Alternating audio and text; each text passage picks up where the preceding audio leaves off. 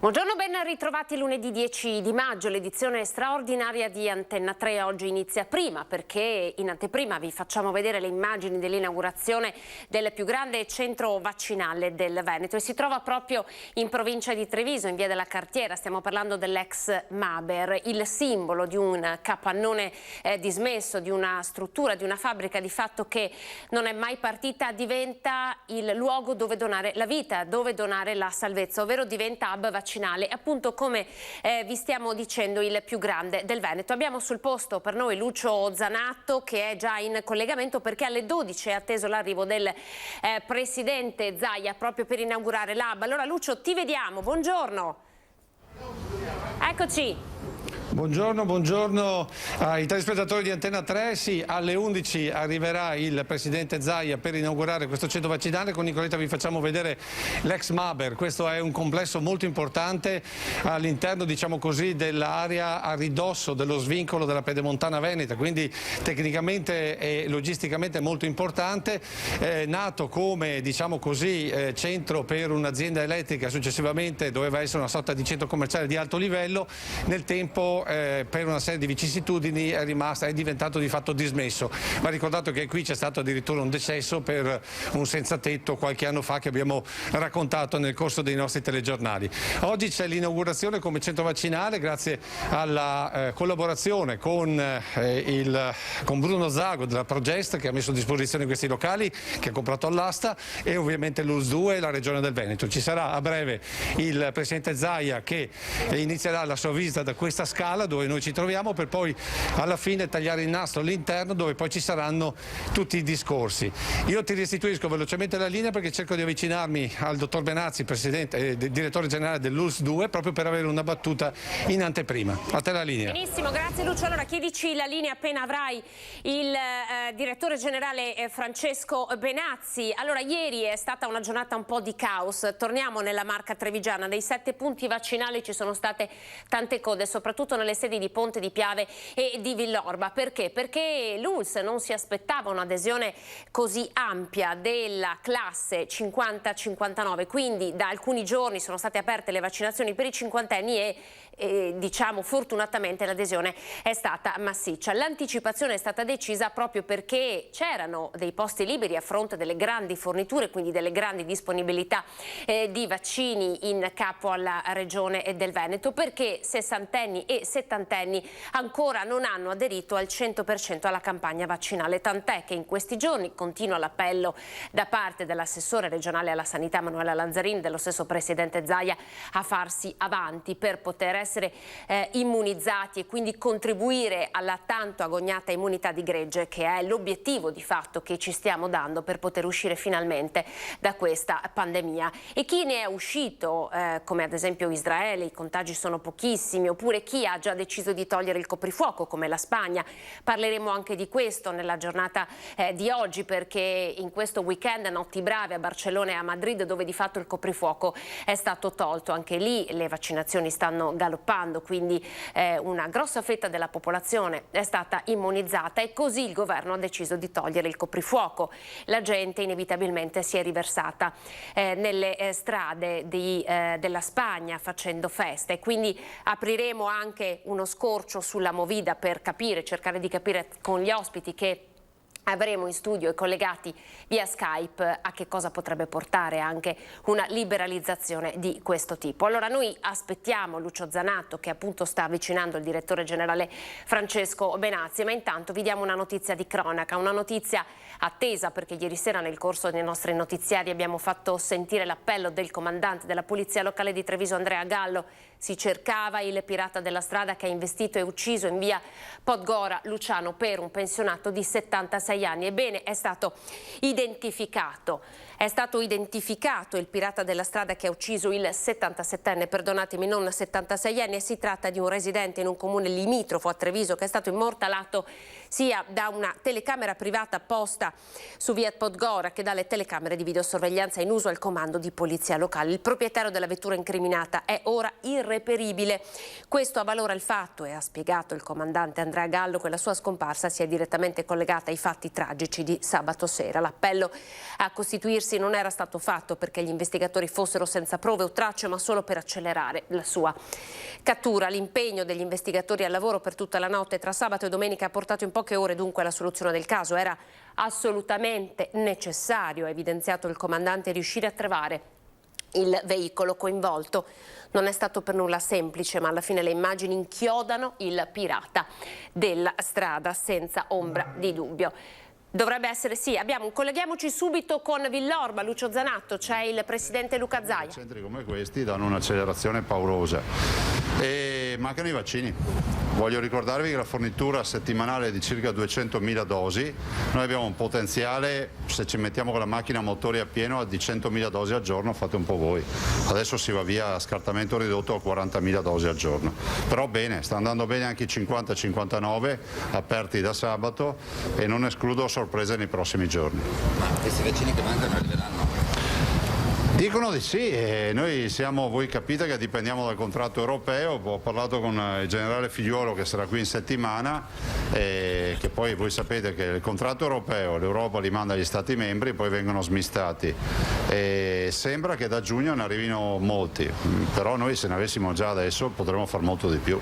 Cioè abbiamo una macchina con i motori al minimo. Qui si parla di 10.000 vaccinazioni al giorno per questa... Sì, ma anche di più, non abbiamo problemi. Cioè, noi abbiamo una macchina collaudata, abbiamo 60 centri vaccinali in Veneto, questo ad oggi è, diciamo, il gioiello, un gioiellino che deve diventare anche modello da replicare. Per un altro motivo voglio ricordarvi che ci vaccineremo ancora, perché ci sarà il famoso tema della terza dose, magari questo virus, come è accaduto per SARS, sparisce. E in più penso che questa esperienza ci abbia insegnato che i centri vaccinali potranno andare a luci spente ma mai chiudere i motori, perché in qualsiasi momento noi dobbiamo essere in grado di identificare e aprire e andare a regime. Ecco, riusciremo a vaccinare a giugno anche gli under 50? Gli under 50? Faremo molto di più. Bene, come avete sentito queste le prime dichiarazioni del presidente Zaia, adesso c'è la visita che noi seguiremo in diretta, comincia qui dalla parte diciamo sotterranea, cioè dalla parte sotto livello stradale dell'ex complesso della Maber, ora della Progest. Vedete il presidente che sta parlando con il proprietario, con Bruno Zago della Progest, proprio per vedere, per sentire insieme e per iniziare la visita. Come vedete c'è il direttore generale dell'USDUE Francesco Benazzi, i sindaci di Villorba, padrone di casa, e della conferenza dei sindaci, il sindaco Paolo Roma di Ponte di Piave, e insomma tutto è pronto per questa visita.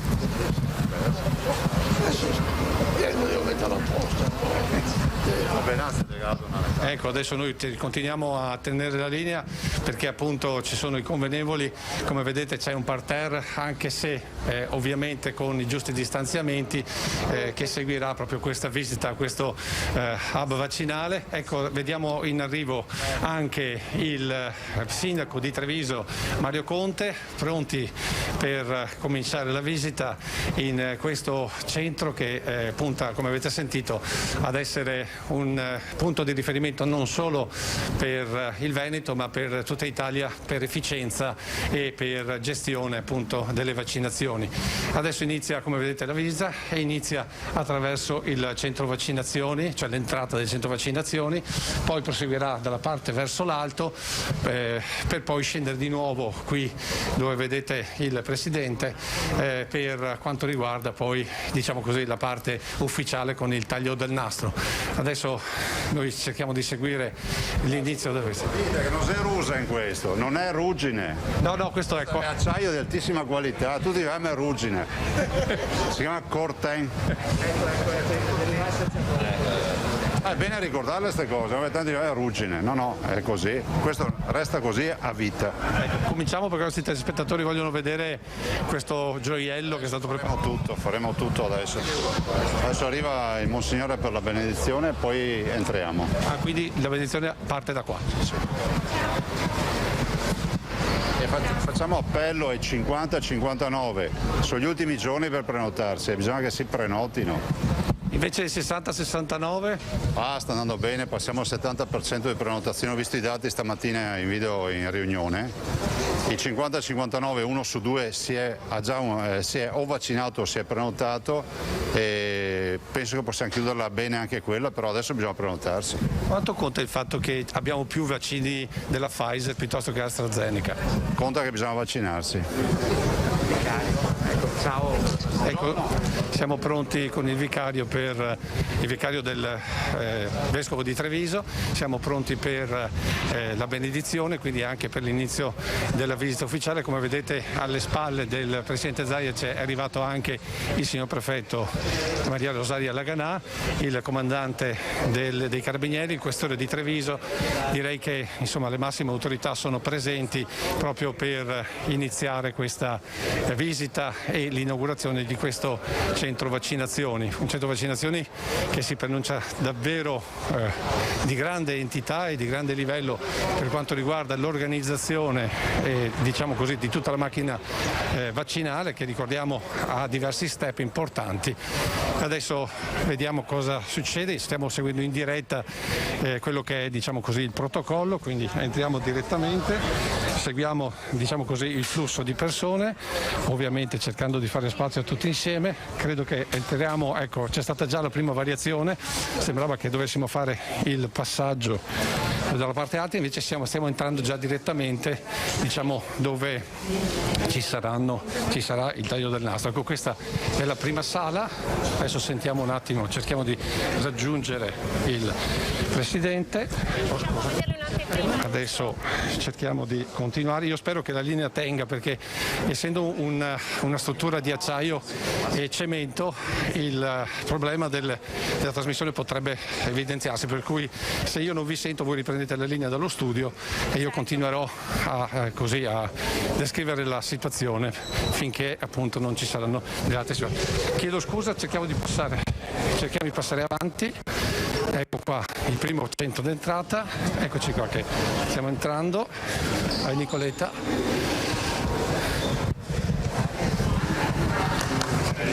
Allora facciamo l'inaugurazione qua dopo te che spieghi. Ah sì, bene, non so spiegarmi. Esatto. Allora andiamo qua su. Vedete, stiamo vedendo proprio in diretta qualche problema di linea, ma insomma stiamo vedendo in diretta l'inaugurazione del centro vaccinale, l'ex Maber, come diceva Lucio, il più grande del Veneto, 10.000 somministrazioni.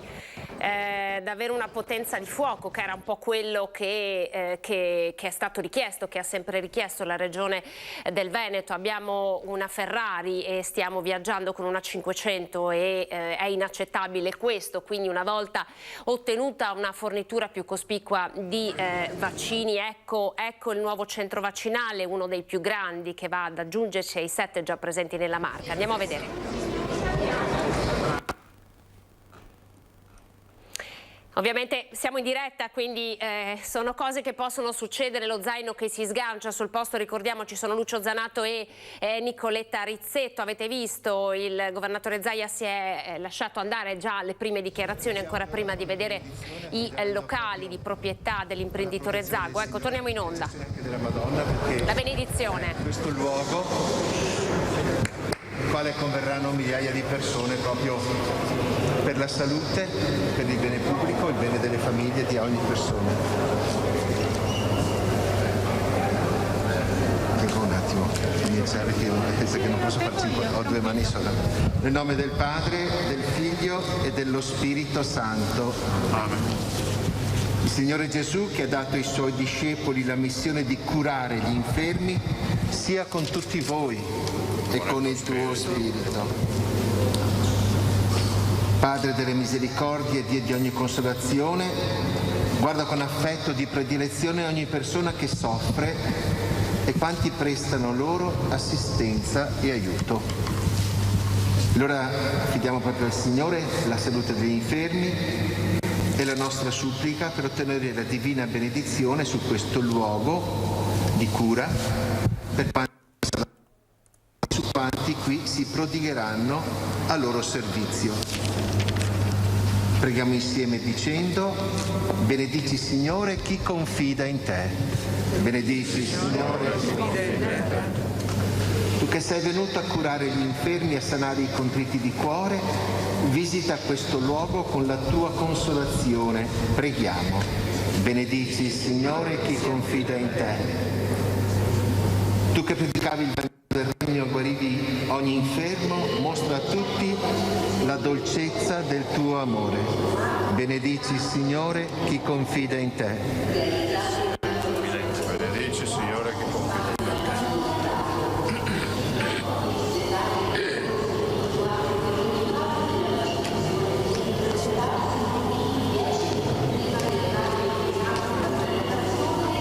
Siamo massa organizzati. Siamo partiti con prenotazioni. Benissimo però. Sì, no, è carino, molto bello. Avete vaccini qua oggi? No, oggi no, abbiamo lasciato. Meno che se, non so se vacciniamo poco di Poca gente pronta. Ma credo che buona parte qua siamo tutti. Tranne il sottoscritto. Sì, l'unico sei tu. Stessa classe.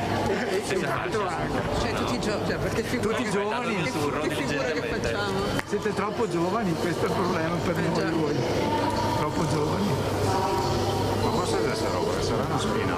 Sì, adesso in Zendai, spero che li blocchi. Devono uccidere la signorina per bloccarla. Se mi state sentendo è perché c'è stato un piccolo problema per l'audio, adesso riprende la cerimonia. La missione di curare gli infermi, esaudisci la nostra preghiera che imploriamo per loro sollievo e guarigione. Benedici, Signore, chi confida in te. Preghiamo. Padre nostro, che sei nei cieli, sia santificato il tuo nome. Venga il tuo regno, sia fatta la tua volontà, come in cielo così in terra. Dacci oggi il nostro pane quotidiano. Rimetti a noi i nostri debiti, come anche noi li rimettiamo ai nostri debitori, e non abbandonarci alla tentazione, ma liberaci dal male.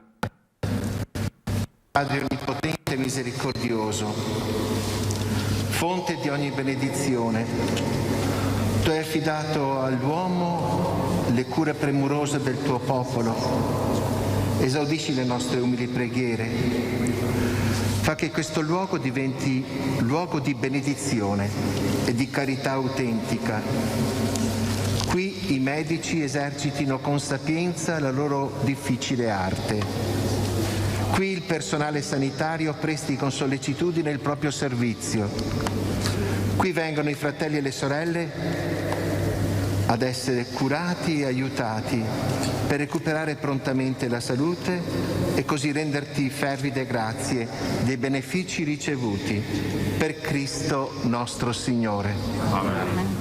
E ravviva in noi, o Padre, nel segno di quest'acqua benedetta, l'adesione a Cristo, pietra fondamentale che ci sostiene e pietra angolare che ci unisce nel tuo amore. Amen. Dio, che ci ha convocati a inaugurare questo luogo, preparato con intelligenza ed amore per la cura di tutti, confermi la sua grazia, perché qui ciascuno renda un fedele servizio a Cristo presente nelle sue membra e gli vive e regna nei secoli dei secoli. Amen. E su voi tutti, qui presenti, scenda la benedizione di Dio Onnipotente, Padre e Figlio e Spirito Santo. Amen. E auguri di cuore proprio. Grazie. Anche questo Grazie. Grazie.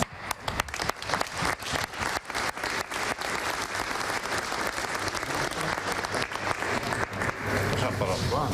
Tagliando No, ma spieghiamo sopra perché stanno seduti, la gente può stare seduta. Fermo il naso e dopo.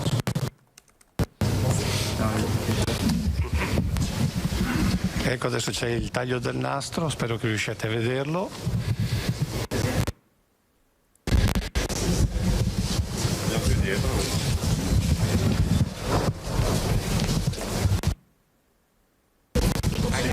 Sì, no, perfetto. Anche la dottoressa Pescaccini che qua stava la capita commissione. E poi come altri. il Mons. Sono qua. Il microfono, Lucio. Lucio, basta. Via il microfono. Che il microfono. Grazie. Ecco.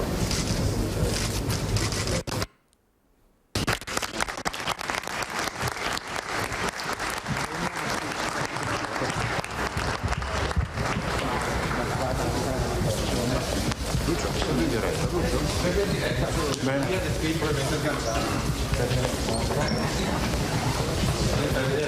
nostro Lucio Zanato che insegue il presidente Zaia in questa visita. Avete visto, c'era anche Sonia Brescaccin, ex sindaco di San Vendemiano e consigliere regionale, poi ovviamente Francesco Benazzi, Mario Conte, presidente di ANCI Veneto, Marco Serena, il sindaco padrone di casa. Siamo a Villorba, ricordiamo, in via della Cartiera, ed è partito di fatto il viaggio all'interno dell'ex Maber, uno spazio davvero ampio, un capannone dismesso e inattivo dal 2012 che si trova proprio in uno snodo cruciale perché è all'imbocco della Pedemontana, con l'uscita al casello per la A27 di fronte agli stabilimenti di Benetton, quindi un ex polo produttivo, di fatto un polo che non è mai entrato in funzione, ma anche a livello logistico rappresenta uno dei posti che di fatto erano stati individuati per lo sviluppo industriale del territorio. Di questo poi parleremo proprio con Fapi per capire come sta andando invece l'iter per far partire le vaccinazioni all'interno delle aziende. Continua la visita, vediamo se possiamo farlo vedere intanto le immagini del posto. Eccoci qua, perché comunque stiamo sempre in diretta e stiamo seguendo Lucio Zanato che sta facendo in qualche modo vedere i locali. Guardate, il locale molto ampio. Adesso ci sarà evidentemente un discorso del presidente Zaia, che poi invece ha confermato il punto stampa alle 12:30 a Marghera per oggi.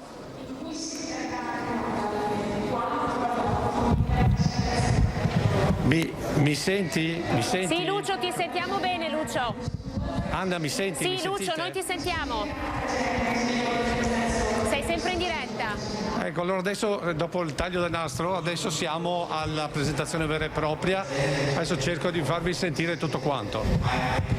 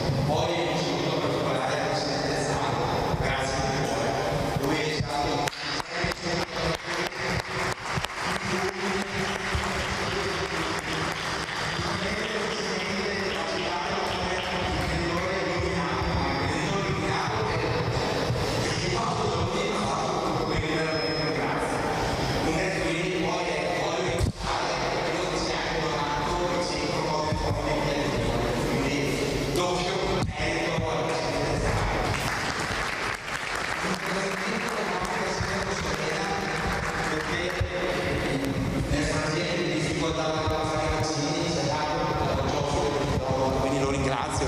Oggi ci trasferiamo qui, ma per noi è stato importante avere anche quel centro.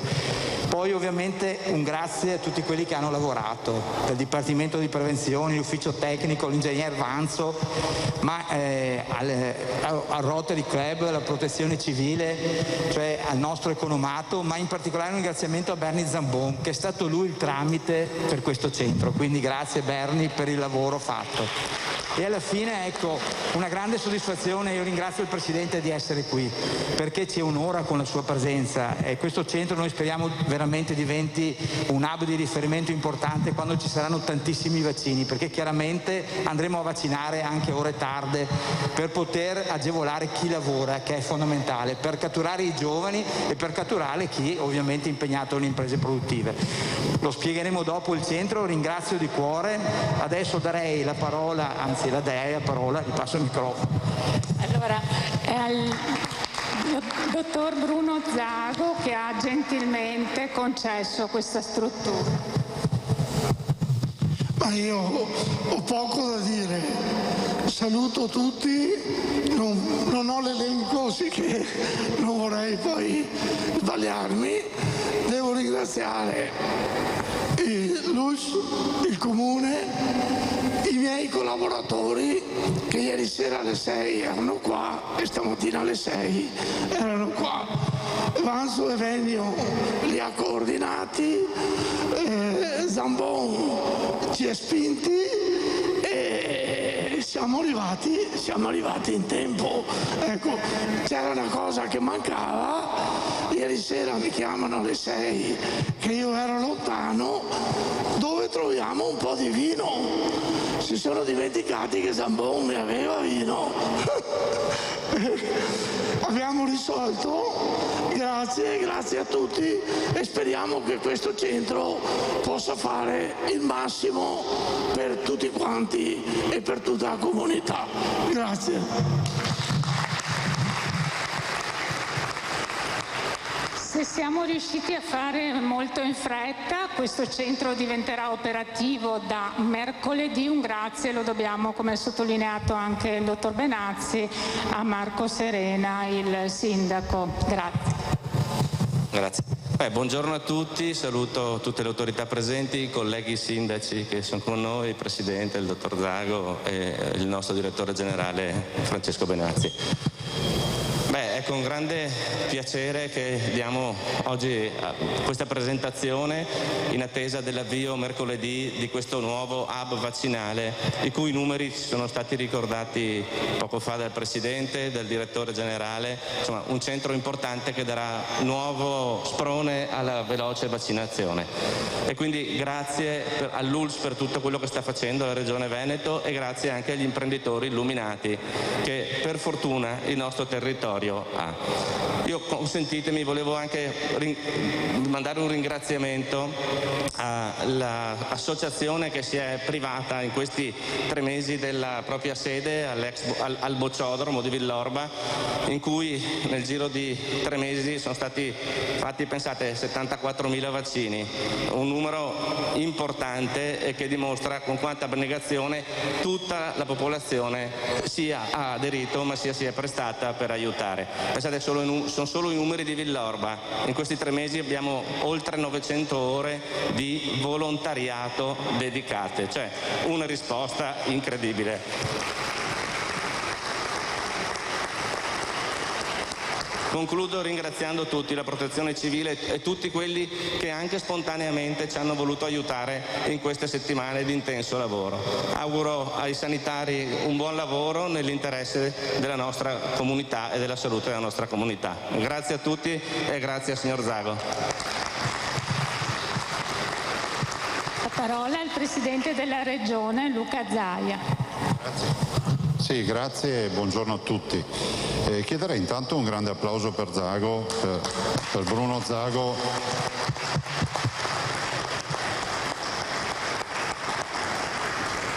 Per questa disponibilità. Io ho detto imprenditore illuminato, no? Nel senso che c'è anche, come si può dire, imprenditori come il signor Zago che guardano anche all'aspetto sociale, no, di fare impresa. Questo penso che sia quello oggi che debba essere sottolineato.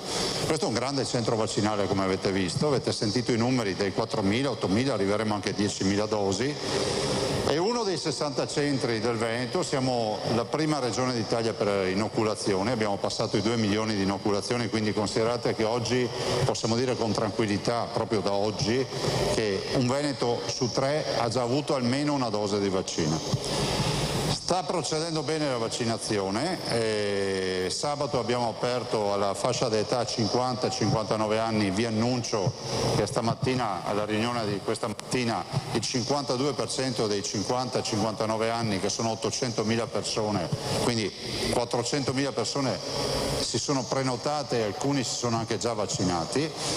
E direi che si va verso quello che noi avevamo come obiettivo, che è quello di mettere in sicurezza la nostra comunità. Vedete che c'è un sacco di dibattito, no? Il coprifuoco, si apre, non si apre. La verità è che nel momento in cui tu riesci a vaccinare i cittadini vedi già i risultati. Lo dico agli scettici, che un primo risultato noi lo vediamo nelle terapie intensive e nei ricoveri. Le fasce d'età vaccinate non rappresentano più pazienti nostri. Cioè vuol dire che se avessimo oggi con colpo di bacchetta magica vaccinato tutti i veneti avremmo gli ospedali vuoti.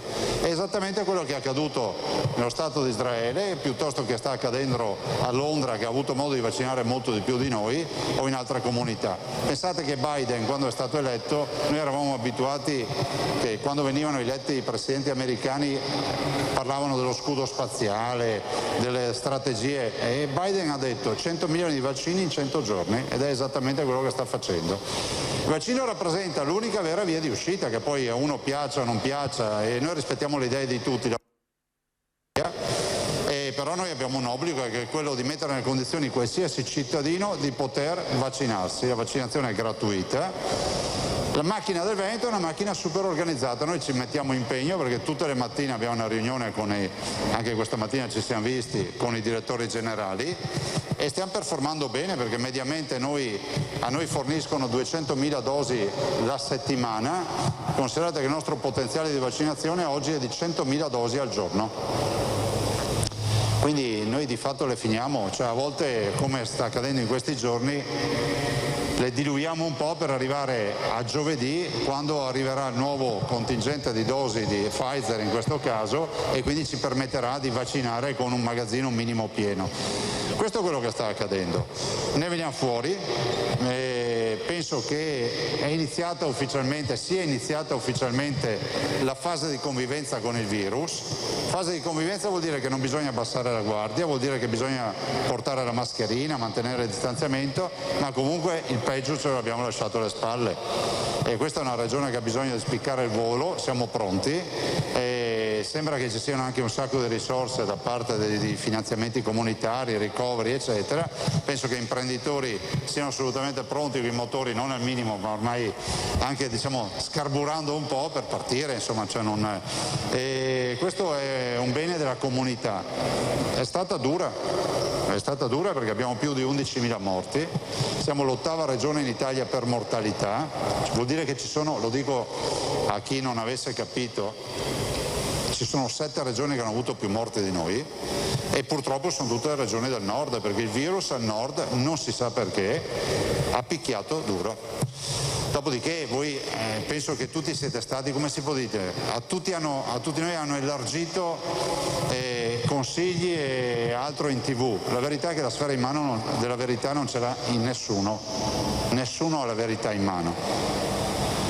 L'unica cosa che noi sappiamo è che oggi la fase della curva dell'infezione è decisamente in calo, bisogna scollinare questo maggio, perché maggio è ancora un mese ai limiti. L'innalzamento della temperatura, l'aumento dei raggi ultravioletti e le vaccinazioni, e sottolineo e le vaccinazioni, ci permetteranno di tornare gradualmente alla normalità. Io non aggiungo altro, veramente ringrazio Bruno Zago, lo ringrazio perché ad ogni appello lui risponde sempre presente, e questo va detto. E in questo caso, in altri casi, insomma, c'è sempre quando c'è da fare qualcosa per la comunità. E io spero che domani venga valorizzato l'impegno e questa disponibilità di questa impresa, di questa famiglia, saluto anche la signora, perché è l'occasione per ricordare che le nostre imprese, al di là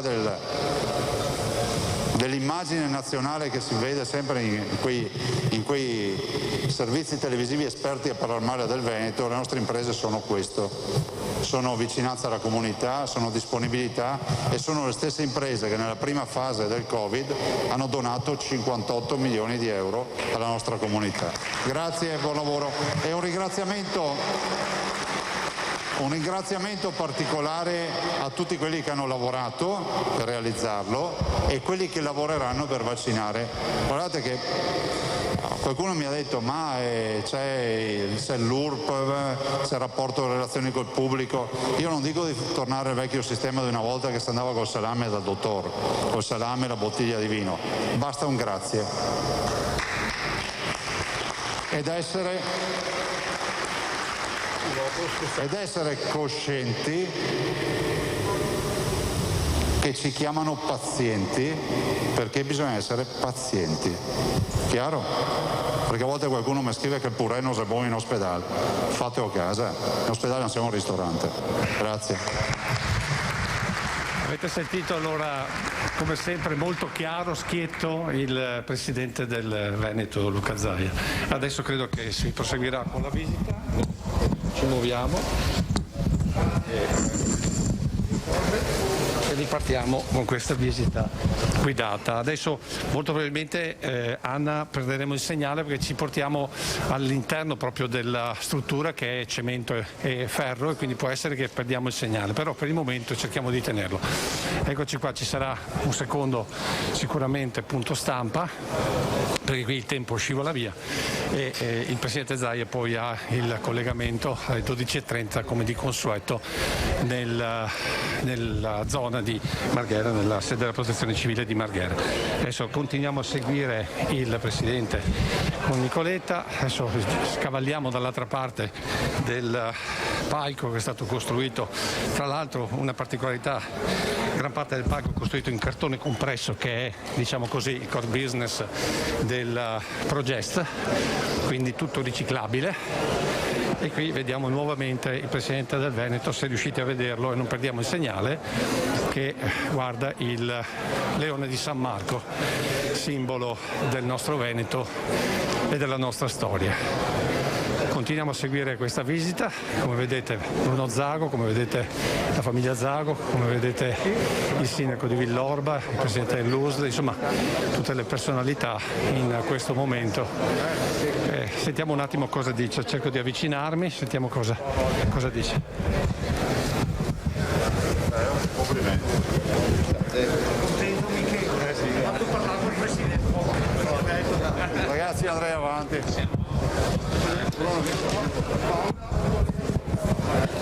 Scusa, fate passare Zago. Al volo, ragazzi, devo andare via. Allora, Presidente, poi dicono che i trevigiani non sanno far squadra? Beh, penso che sia una dimostrazione il signor Zago, che ringrazio ufficialmente anche in questa occasione, perché ha donato la disponibilità gratuita, sottolineo, così evitiamo che qualcuno perda tempo a fare richieste alla Regione, di questo spazio che è unico. Se non ci fosse bisognerebbe inventarlo, quindi grazie al signor Zago, e anche perché questo sarà di fatto il centro vaccinale più grande che avremmo. Noi vacciniamo nelle fiere di Padova, di Verona, a Vicenza, però questo è un centro vaccinale importante, un bel centro vaccinale climatizzato, facilmente raggiungibile fuori dal casello di Treviso Nord, per cui penso che i trevigiani avranno beneficio di questo centro vaccinale, che sarà in grado di erogare almeno 8.000 dosi al giorno. Arrivano 200.000 dosi la settimana, noi ne abbiamo un potenziale di 100.000 dosi al giorno, quindi fate un po' voi, vuol dire che in 2 giorni le finiamo. Se diluiamo un po' la tiriamo a campare per una settimana. Beh, guardate, noi mediamente facciamo 40.000 dosi al giorno, quindi oggi è lunedì, martedì, mercoledì, giovedì, venerdì, sabato, domenica. 7, 14, 21, 28, 280.000 dosi, vuol dire che andiamo verso i 2,5 milioni di dosi tranquillamente. Non ci arriveremo per domenica, ma sicuramente i primi giorni della prossima settimana 2,5 milioni di dosi. Considerate che la popolazione target oggi del Veneto vaccinabile sopra i 16 anni è 4.200.000, quindi noi abbiamo già superato di fatto metà veneti con la prima dose, se consideriamo la popolazione target, cioè sopra i 16 anni. Presidente, l'appello a essere pazienti nel suo discorso. Adesso la facciamo. L'appello a essere pazienti nel suo discorso.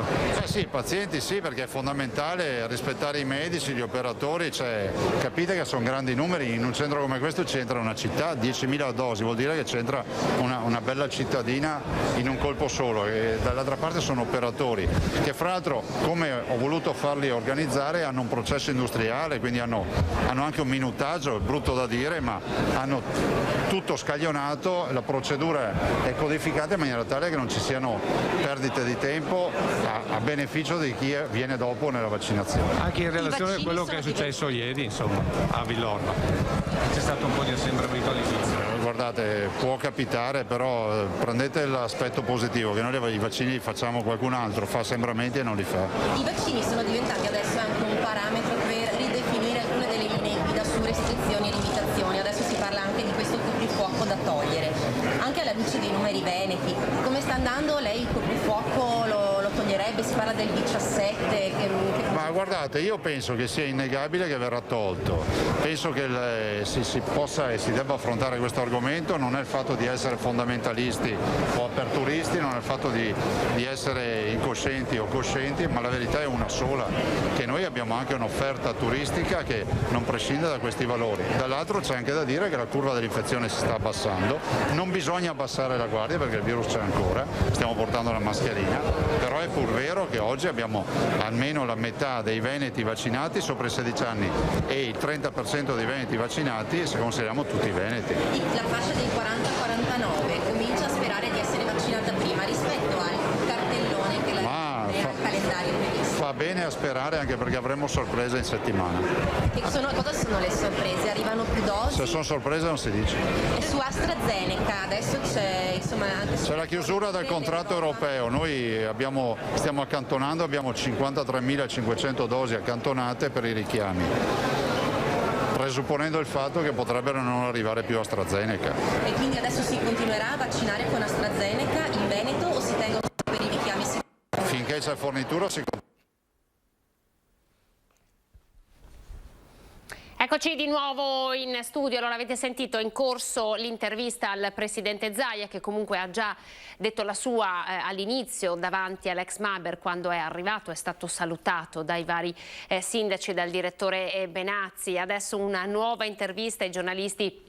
Ovviamente lo hanno accerchiato come avviene sempre. Noi siamo in attesa di ridare la linea a Lucio Zanato, sapete che siamo all'interno della struttura e quindi la diretta non riesce sempre ad essere fluida, ma avete sentito, ha detto delle cose importanti Zaia, perché ha parlato di una potenziale di 40.000 vaccinazioni. Sapete che soltanto la Marca Trevigiana, quindi la provincia di Treviso con la struttura, la nuova struttura dell'ex Maber, potrebbe arrivare a somministrare 10.000 dosi al giorno. Vediamo se abbiamo ripreso la linea perché la vedo alle mie spalle. C'è ancora il presidente. Statemi ovviamente un po' concitati, circondato da giornalisti e questa di fatto non è una conferenza stampa, si sta facendo fotografare con la famiglia Zago, imprenditore trevigiano che avete sentito ha messo a disposizione i locali di questo capannone dismesso dal 2012 e poi c'è tutta l'organizzazione. Anna, mi senti? Sì, Lucio, ti sentiamo. Lucio, noi ti sentiamo, stiamo guardando le immagini. Mi sentite? Ok, sì. Allora la visita sta volgendo al termine, io mi sto spostando perché siamo praticamente... Sì. Sì, esatto. Allora mi sto spostando verso le finestre perché essendo sotto una cappa di cemento e acciaio è un po' difficile riuscire a tenere la linea. Comunque spero che abbiate sentito la seconda parte della conferenza stampa e dell'intervista del presidente Zaia, che dice sostanzialmente che siamo fuori dal tunnel, come ha detto del resto nella conferenza stampa, anzi nella presentazione che abbiamo seguito in diretta per voi. Altra cosa importante che ha detto secondo me è che i pazienti ci chiamano pazienti perché dobbiamo essere pazienti, e questo ovviamente in riferimento ai giorni scorsi, a quello che è accaduto anche ieri mattina con delle attese un po' prolungate sin dall'inizio nell'altro hub vaccinale di Villorba, quello che andrà a chiudere proprio perché viene aperto da mercoledì, ricordiamolo, questo grande centro vaccinale. Adesso noi ci spostiamo perché, come vedete, ci sono tantissime persone che vogliono una foto ricordo con il governatore del Veneto. Come vedete il presidente è innegabile, è come dire, personaggio gradito e pubblico a tutti, fotografi ma anche semplici cittadini, e quindi noi stiamo continuando a seguire. Io spero che la linea tenga. Devo dirvi che questa area, se Nicoletta fa una panoramica e riesce a seguirmi, è davvero enorme, dove ci sono spazi ampi proprio per tenere le distanze.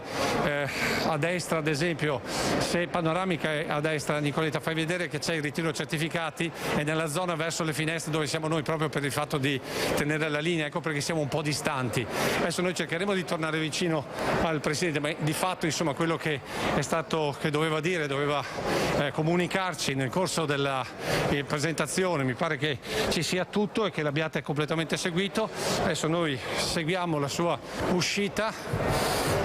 Ecco che sta uscendo il presidente usciamo con lui. Noi non molliamo fino alla fine, Presidente. Guardate, Antena 3, Rete Veneta, Tele Nord-Est, Media Nord-Est. Grazie per il bel lavoro che avete fatto anche in occasione delle vaccinazioni. Dobbiamo dire ai cittadini che si prenotino. Adesso abbiamo i 50-59, quindi dai 50enni fino ai 59enni. Ci sono ancora 77.000 posti liberi, prenotatevi. Cosa dirà a Figliuolo giovedì? Lo dico in Veneto? Sì. Dammi vaccini. Ecco, noi usciamo perché il Presidente prende l'auto per andare a Marghera, dove ci sono già i nostri colleghi per il collegamento delle 12:30, così ne approfittiamo perché facciamo vedere dall'esterno. Nicoletta, se vuoi alzare lì sulla sinistra c'è il punto di riferimento per chi vorrà vedere sostanzialmente dall'esterno qual è il centro vaccini, magari chi arriva dalle altre parti del Veneto. Come vedete il Presidente si accinge a salire le scale per poi andare al parcheggio. Adesso io ti restituirei un attimo la linea per andare poi a cercare gli altri protagonisti di questa inaugurazione. Sì, grazie Lucio, grazie per il grandissimo lavoro tuo di Nicoletta Rizzetto, che insomma è riuscita a seguirti ad ogni passo, riuscendo sempre a gestire e a seguire il viaggio del Presidente Zaia e di fatto tutte le cose importanti che hai detto. Sicuramente so che adesso sei alla ricerca del direttore generale Francesco Benazzi per un suo intervento. Allora, 40.000 vaccinazioni al giorno, il potenziale di fuoco della Regione Veneto, 10.000 vaccinazioni al giorno con l'innesto dell'ex Maber negli hub vaccinali della Marca Trevigiana, 76.000 i posti liberi per ancora i 60enni che mancano. In questo momento sono aperti invece gli slot per i 50enni ed è chiaro che se questo è il ritmo vaccinale della Regione del Veneto, tra pochissimo sarà la volta dei 40enni. E intanto vediamo se forse Lucio ha un ospite, lo vedo insieme a qualcuno. Con chi sei, Lucio? 6.000 al giorno. Mario Conte, sindaco di Treviso, Sì, presidente ANCI. Anna, sono in diretta con il sindaco di Treviso e presidente di ANCI Veneto, Mario Conte. Sindaco, allora intanto un commento a questo centro vaccinale, diciamo enorme. Sì, una struttura fantastica, qui c'è da ringraziare davvero tante persone, a partire dall'imprenditore Bruno Zago, alla Regione col presidente Zaia, all'azienda sanitaria con Francesco Benazzi, che hanno messo in piedi una struttura davvero fantastica che potenzialmente può arrivare a fare 6.000 vaccini al giorno. Quindi insomma una struttura incredibile, una sinergia tra pubblico e privato che sta dimostrando come la mentalità dei veneti e il Veneto sanno mettere in campo soluzioni adatte a quelle che sono le esigenze della comunità. Oggi siamo chiamati a mettere in sicurezza da un punto di vista sanitario e questa è la risposta della Regione Veneto e del Presidente Zai. Però l'altra notizia è quella che ha dato sostanzialmente il Presidente, ha detto stiamo uscendo dal tunnel, cominciamo a vedere veramente la luce perché le vaccinazioni stanno funzionando e ci sono sempre meno terapie intensive piene. Sì, il vaccino è la soluzione. Rispetto a un anno fa ci sono due binari, non uno solo, il binario del problema che si chiama pandemia, ma c'è soprattutto il binario con le soluzioni e i dati scientifici cominciano a dar conferma che laddove c'è il vaccino il problema del Covid non esiste più. Quindi l'invito che faccio è esattamente quello dello slogan che c'è qui in questo centro vaccinale: io mi vaccino, perché è fondamentale oggi aderire tutti a questa mega campagna per mettere in sicurezza la comunità, per ripartire e riconquistarci quel quotidiano che ormai stiamo vedendo anche nelle nostre piazze, nelle nostre vie. Proprio in questo weekend si respirava un'aria di normalità ma responsabile. Devo dire che ci tengo a ringraziare la mia comunità, i trevigiani, i cittadini, perché hanno saputo dimostrare uno spirito di responsabilità davvero importante, facendo un passo verso una normalità ma con grande spirito di responsabilità. Si parla di vaccinazioni anche under 49 da giugno, lei si vaccinerà? Quando sarà il mio turno e quando verrò chiamato, io ho 42 anni, a luglio, 41 ancora, quindi mi vaccinerò sicuramente, aspetto in fila il mio turno e quando verrò chiamato lo farò, e credo però che con il ritmo che ha preso il piano vaccinale presto saremo davvero tutti vaccinati. L'ultima battuta invece è per la cronaca. Oggi si è arrivati a capire chi è stato chi ha investito in via Podgora, il servizio che abbiamo dato ieri, l'altro ieri sera, questo 77enne. Che commento? No, intanto ci tengo a portare la solidarietà ai familiari, agli amici della vittima esprimo davvero grande soddisfazione per il lavoro svolto dalla polizia locale, che davvero nel giro di poche ore è riuscita a identificare il responsabile di questo atto bruttissimo. Dispiace perché di mezzo c'è una vittima, c'è una persona che ha perso la vita, e adesso è stato identificato e sono partite le ricerche per trovarlo. L'appello che faccio a colui che purtroppo ha investito questa persona è quello di costituirsi, perché ormai è stato identificato, e quindi io credo che bisogna mettere la parola fine a questa vicenda facendo giustizia. Grazie Sindaco, adesso noi proseguiamo nella ricerca di altre persone protagoniste di questa inaugurazione, però per il momento ti restituisco la linea. Grazie Lucio Zanato. Allora noi andiamo subito a collegarci con Federica Polloni, presidente Confappi Treviso, piccole e medie imprese. Federica, buongiorno. Buongiorno Anna. Eccola, grazie per aver accettato, direi all'ultimo, il nostro invito, ma era importante per noi fare questo passaggio. Ha visto le immagini all'ex Maber, questo capannone dismesso, simbolo insomma di uno sviluppo industriale che poi di fatto non c'è stato, ma anche in una posizione strategica, perché lì partirà l'innesto con la Pedemontana. Prima di tutto parliamo di vaccinazioni in azienda. Federica, so che voi avete spinto molto l'azienda che diventa hub vaccinale, e intanto che cosa possiamo dire, raccontare su come sta andando l'iter per far partire le vaccinazioni nei luoghi di lavoro? Direi molto bene, perché la macchina organizzativa è partita. Come lei ha ricordato, Anna, noi siamo state la prima confederazione a aver lanciato la proposta della vaccinazione in azienda. Questo perché abbiamo sempre creduto che coniugare salute e anche produttività fosse la chiave di volta. Quindi ci siamo sempre messi a disposizione con le nostre imprese nel sostenere l'immenso e importante lavoro che stanno facendo tutti gli operatori della sanità pubblica, con l'obiettivo di velocizzare proprio la diffusione del vaccino. E proprio in questo percorso mi fa piacere ricordare l'incontro che nelle scorse settimane abbiamo proprio organizzato con la collaborazione della Regione Veneto, a cui hanno partecipato l'assessore Lanzarin e il dottor Mongillo, e al quale hanno partecipato oltre 200 imprenditori, e durante il quale abbiamo avuto proprio la possibilità di entrare nel dettaglio di quelli che sono i protocolli per avviare le vaccinazioni in azienda. Federica, ci attenda un attimo, Federica, ce li racconta tra pochissimo, perché devo dare la linea al prefetto di Treviso. Ci attenda un attimo, siamo subito da lei. Volentieri. Federica. Lucio, vai. Grazie Anna, grazie alla tua ospite che ci ha dato lo spazio. Abbiamo, come dire, carpito il prefetto, perché stava già tornando ovviamente al lavoro. Signor prefetto, intanto un commento a questo centro vaccinale. Ma direi che è una conferma di questa sinergia positiva che si crea tra il territorio e le istituzioni, quindi come diceva prima il Presidente, un imprenditore illuminato che ha evidentemente subito sposato quella che era un'esigenza di incrementare quello che è un sistema di vaccinazioni che già per fortuna in questa provincia funziona molto bene, e quindi io direi insomma che veramente possiamo fondatamente sperare di essere un po' alla fine di quello che è un percorso per rendere questa provincia, ma il territorio della regione, speriamo poi tutto il paese, veramente libero dal Covid, o comunque con un Covid sotto controllo. Questa domenica abbiamo visto molta gente in giro, però abbiamo visto anche molta attenzione a stare, diciamo, distanziati con la mascherina, cioè i trevigiani hanno capito la lezione.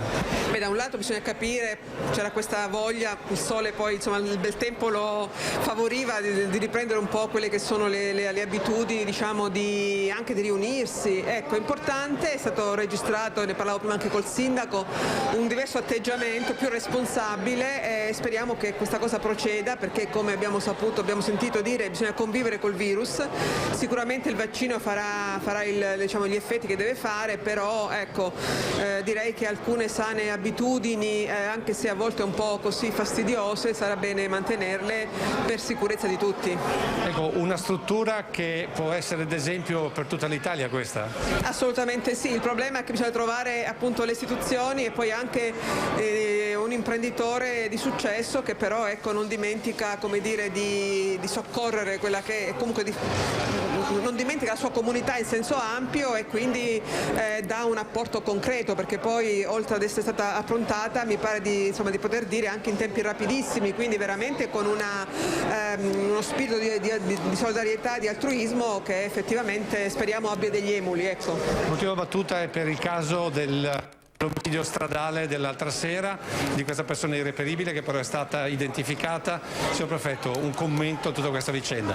Beh, guardi, allora gli incidenti stradali sono sempre diciamo così dei fatti che verosimilmente nessuno vorrebbe, ecco, gli stessi autori. Il fatto che però ci si sottragga poi alle proprie responsabilità rende questo fatto particolarmente odioso, ecco, quindi un fatto che purtroppo si potrebbe anche ascrivere a quello che è un po' il destino, fermo restando che poi vanno appurate se c'erano anche delle condizioni psicofisiche, ma comunque c'è questo dolore per la famiglia della vittima a cui si aggiunge questo disprezzo, questa insensibilità di chi dovrebbe fermarsi invece, prestare soccorso eventualmente o comunque affrontare quella che diciamo quello che è le conseguenze, fermo restando che poi una volta identificate è solo questione di tempo e quindi si aggrava anche la sua posizione giuridica, come sappiamo, in base alle disposizioni che sono state proprio emanate non tanto tempo fa, proprio per evitare appunto questi fenomeni dei pirati della strada. Quindi direi che vicinanza alla famiglia e anche un invito a questa persona a presentarsi finché è in tempo, insomma, a non peggiorare la situazione. Ecco. Grazie signor Prefetto, restituisco la linea allo studio. Buona giornata e buon lavoro. Andiamo via. Arrivederci. Non riusciamo a farci sentire, volevamo chiedere della manifestazione No Mask che c'è stata ieri a Vittorio Veneto, non era stata autorizzata dalla questura, eppure è andata in scena lo stesso con un'ottantina di partecipanti. Vediamo se con il nostro Lucio Zanato si riesce un po' a riprendere il prefetto per avere un commento da lei su questo. Torniamo da Federica Polloni. No, abbiamo ancora Zago, sì, l'imprenditore illuminato. Lucio, allora va bene, sentiamo l'imprenditore che ha dato ex Maber a disposizione e poi torniamo da Federica Polloni. Vai Lucio. Va bene, allora hanno detto tutti che questo è un modello di imprenditoria che guarda al sociale.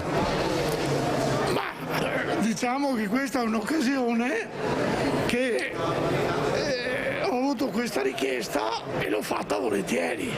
L'ho fatta volentieri perché credo che avere la possibilità di mettere a disposizione uno spazio per tutti in questo momento sia importante e sarà importante anche in futuro, tanto che questo spazio è a disposizione finché ci sarà bisogno. Insomma, questo Veneto non è solo che schei. No, cerchiamo di farli più che possiamo, però siamo veneti e siamo anche, come si può dire, siamo campanilisti, però sappiamo anche essere amici, essere vicini e darci una mano quando serve. Grazie a Bruno Zago, a te la linea. Grazie Lucio. Allora noi torniamo da Federica Polloni che abbiamo interrotto proprio per dare lo spazio alle persone che hai raggiunto all'ex Maber. Federica, eccoci di nuovo insieme. Allora ci stava raccontando di fatto dopo questo incontro e possiamo un po' scendere nel concreto. Come funzionerà? Che cosa succederà?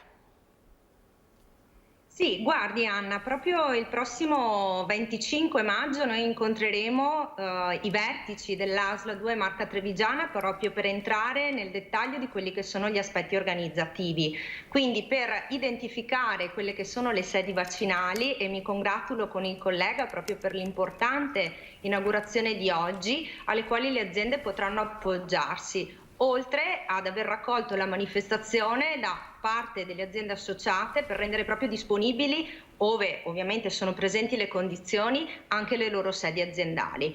Noi come associazione abbiamo già evidenziato e portato alla luce della Regione Veneto il fatto che oltre l'80% delle aziende associate ha manifestato la volontà di vaccinare i propri lavoratori e quindi anche i lavoratori hanno dato questa disponibilità, accogliendo molto positivamente l'iniziativa. Ora si tratta di andare proprio a mettere in moto la macchina organizzativa per ricevere l'autorizzazione da parte delle ASL rispetto a quelli che sono i luoghi individuati perché divengano hub vaccinali, capire come potersi appoggiare anche eventualmente alle strutture già presenti nella provincia di Treviso, e poi naturalmente attendiamo i vaccini che insomma stanno arrivando. Quindi la macchina veramente ha bisogno ancora di di assestare pochi aspetti per poter partire. Diciamo che l'aspetto organizzativo però è già in piedi perché ci stiamo lavorando da tempo. Senta Federica, ha visto questa hub all'ex Maber di fatto all'innesto, l'uscita del casello di Treviso Nord, all'innesto con la Pedemontana, anche questa è diciamo un'area che racconta dello sviluppo futuro del territorio, perché da qui in questa zona ci potranno... No, mi dice Lucio che abbiamo Francesco Benazzi, allora tra pochi secondi le riporgerò la domanda e andiamo subito all'ex Maber per sentire il direttore generale dell'ULSS tra poco. Lucio, eccoci. Eccoci qua, eccoci, posso riprendere la linea? Sì. Sono con il direttore generale Francesco Benazzi. Allora, direttore, mercoledì si comincia qui. Mercoledì iniziamo qui, 4.800 vaccini, e devo ringraziare il Presidente Zago che ci ha dato questo bellissimo spazio, ringrazio tutti i collaboratori che insieme agli uomini del Presidente Zago hanno lavorato in 8 giorni per rendere questo centro pronto per mercoledì. Ecco, facciamo un po' di numeri di questo centro vaccinario. Cosa vi aspettate, diciamo, a pieno ritmo? Vaccini, quindi tanti vaccini, come diceva il Presidente Zaia a giugno, noi potremo arrivare tranquillamente a 10.000 vaccini al giorno qua in questo centro, partendo dalle 8 di mattina alle 24 di sera. Ecco, facendo una previsione ottimistica, a quando si comincerà con gli anni 50? Allora, credo che questo ce lo deve dire l'ingegnere Figliuolo e il Presidente della Regione Luca Zaia. Noi, se arriva il vaccino, siamo pronti. Quando il nostro Presidente ci dà l'ok, noi partiamo. Però, diciamo, con questi numeri potremo cominciare a giugno? Beh, credo che se, come è stato promesso, arrivano i vaccini, direi proprio di sì. Ecco, un commento invece a quello che è successo, ad esempio, ieri mattina, qui vicino all'altro centro, quello che andrà a chiudere. Con questo tipo di centro accadrà di nuovo? Allora, non accadrà perché quando sarà pronta la cittadella, la circolazione sarà... Il centro vaccinale di Villorba. Ah, scusa. Allora, il centro vaccinale di Villorba, chiaramente, avendo questo centro, verrà chiuso e tutte le persone saranno convogliate qui al nuovo centro. E non ci saranno tempi di attesa come è successo ieri mattina? Assolutamente no, perché come lei ha potuto vedere le persone si accreditano, entrano, hanno 250 posti a sedere, poi verranno chiamate da uno schermo e da una voce che dirà numero 1, portello 5, quindi arriverà il portello 5, si accredita, fa la vaccinazione e va via. È quella voce che abbiamo sentito che a un certo punto ha interrotto la cerimonia dicendo che c'è talmente tanta efficienza che è partito subito, tanto per fare l'esempio per i nostri telespettatori. Assolutamente sì, era la voce della signorina che è quella che poi farà le varie chiamate. Ecco, senta direttore, l'ultima domanda poi noi la lasciamo. Via Podgora, l'incidente di ieri di cui si parla nel fatto di cronaca qui per Treviso, i vicini dicono lì servono dei rallentatori, però non li possono mettere perché devono correre le ambulanze. Ci sarà un futuro con una strada più sicura lì, visto che siete anche voi coinvolti indirettamente con le ambulanze? Sì, perché col sindaco, con l'amministrazione comunale, il sindaco Conte, stiamo pensando a un giro alternativo, quindi a una, come dire, strada alternativa, per cui penso proprio di sì. Questo arriverà con il nuovo Cafoncello o prima? Questo arriverà con il nuovo Cafoncello. Allora un attimo, sentiamo se ci sono domande da studio. Chiedo scusa, hai domande da studio? No, Lucio. Anna, se no libero il direttore generale che ha intervista. Liberalo pure Lucio, grazie. Grazie a voi. Grazie a voi, buona giornata. Avete visto, insomma, un po' la diretta è questo, è esattamente questo, cercare di stare sulle cose, di essere sul territorio nel migliore dei modi e dare voce davvero a tutti. Torniamo da Federica Polloni con Fapi Treviso, torniamo in azienda. Federica, eccoci, abbiamo parlato della vaccinazione in azienda, della vaccinazione dei lavoratori e quindi nelle tue parole abbiamo capito che ci saranno delle sedi deputate all'interno delle aziende, quindi immagino con i medici aziendali, invece ove le aziende siano più piccole verranno i lavoratori inviati direttamente all'interno di questi grandi hub vaccinali, quindi è diciamo solo una questione organizzativa a questo punto, confermi? Assolutamente sì, e questo Anna perché abbiamo e ci siamo battuti come associazione rappresentando le piccole e medie imprese perché questa possibilità e opportunità fosse estesa alle aziende di qualsiasi dimensione. Quindi non solo quelle che poi nelle loro strutture hanno le caratteristiche proprio per poter procedere con la vaccinazione, ma anche quelle di dimensioni più piccole che quindi necessiteranno di appoggiarsi a delle strutture esterne. E in questo senso stiamo già vagliando e ci sono già delle proposte che abbiamo verificato pronte a partire. Quindi non appena abbiamo i vaccini noi ci siamo. Ci può fare qualche anticipazione, qualche nome di azienda che conosciamo o non si può dire? Vorrei attendere che passassero al vaglio dell'ASL. Va bene, d'accordo. Allora, calo dei contagi, si pensa a far slittare il coprifuoco, c'è una timida ripresa anche grazie appunto a questa accelerata della campagna vaccinale. Questa ripresa la state percependo anche voi dal punto di vista economico? La stiamo percependo, ovviamente si sta aprendo la stagione turistica ed è stato portato in primo piano quella che è chiaramente la preoccupazione di chi opera nel litorale.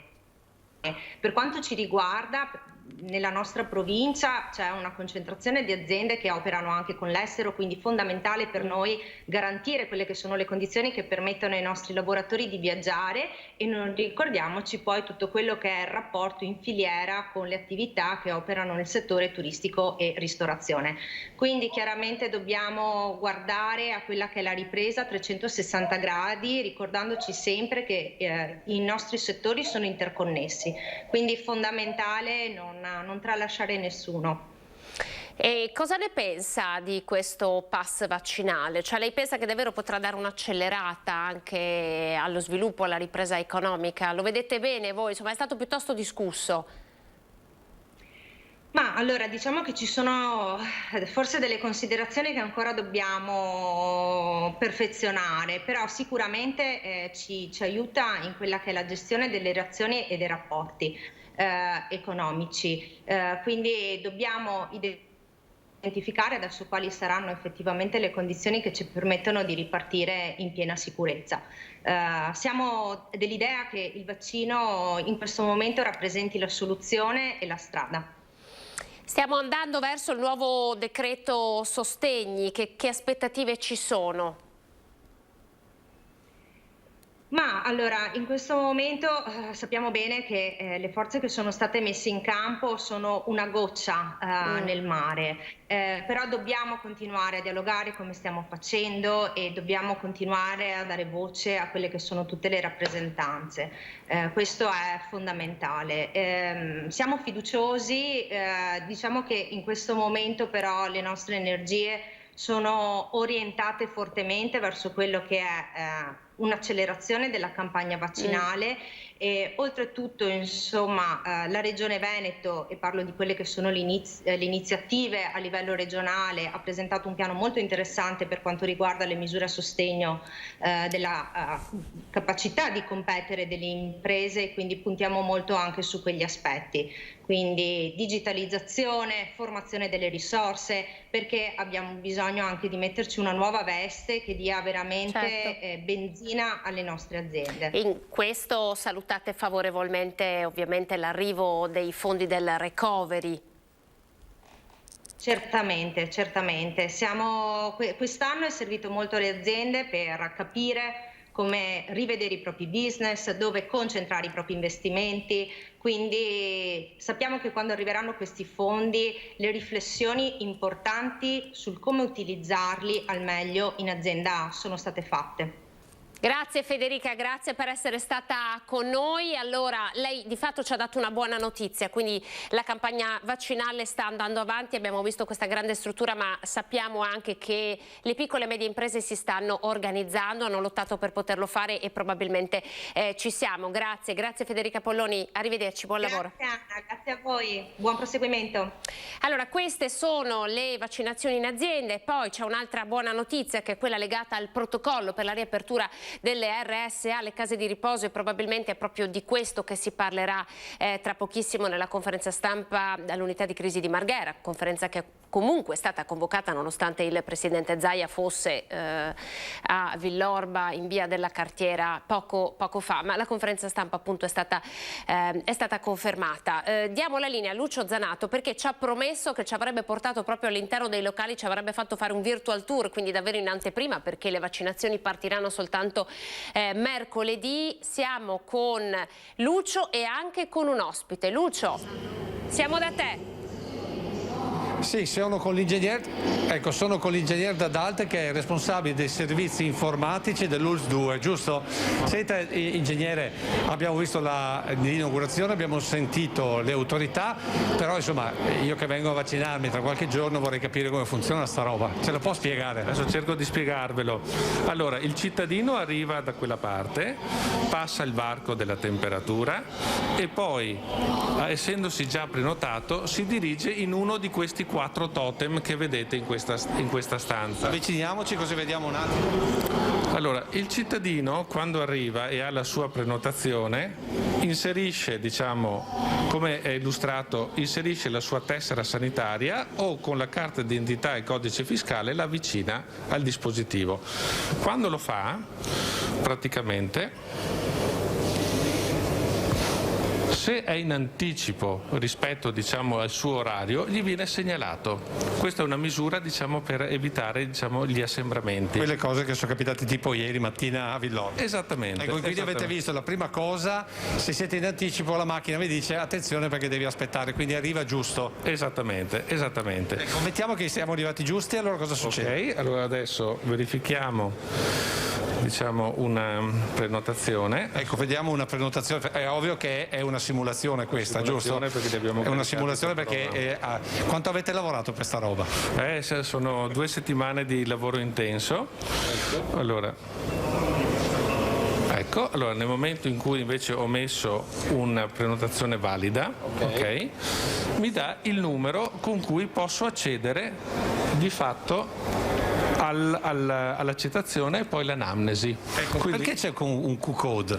Allora, siccome diciamo la persona probabilmente aspetta qui una decina di minuti minimo, perché se non sono passati 10 minuti viene la segnalazione di tornare più tardi, nel frattempo può puntare, chi ha il cellulare, il QR code e ci sono le informazioni sul nostro sito per l'emergenza Covid. Perfetto, allora io ho questa cosa in mano, dove vado? Allora, uno può sedersi aspettare, diciamo, in questa sala e nel momento in cui verrà chiamato, adesso, diciamo, simulano una chiamata, mi fanno vedere, diciamo, quindi uno aspetta, guarda lì e adesso mi chiameranno, diciamo, con questo numero.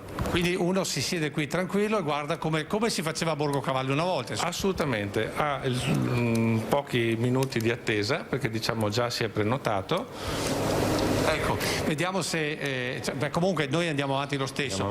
Io cerco di Anna, avvertimi se poi perdiamo il segnale. Eccolo qua. Sì, certo. Adesso non so se vedete, stanno venendo avanti piano piano i numeri e dice sportello 5 anche per il numero. Noi siamo il numero 3, naturalmente Antena 3, siamo il numero 3, poteva essere che così, no? Giusto? Esattamente. Eccolo qua, il numero 3, quindi Antena 3 si è prenotata per il vaccino. Vai allo sportello numero 5. Andiamo allo sportello 5. Speriamo che prenda il segnale, però a questo punto. Anche se arriva qui, diciamo, ha un ulteriore richiamo su questi ultimi numeri chiamati, perché pensate, quando c'è tanta gente uno magari potrebbe non ricordarsi dov'è, quindi dal suo numero sa dove andare in uno degli sportelli. In questo momento la dimostrazione è basata sullo sportello 5. Ecco, allora un attimo solo che io, se il segnale tiene, lascio per un attimo lo zaino qui, perché voi sapete, come dicevamo prima, qui siamo all'interno di un piano di cemento armato e con acciaio, come ha preferito precisare il presidente Zaia, in acciaio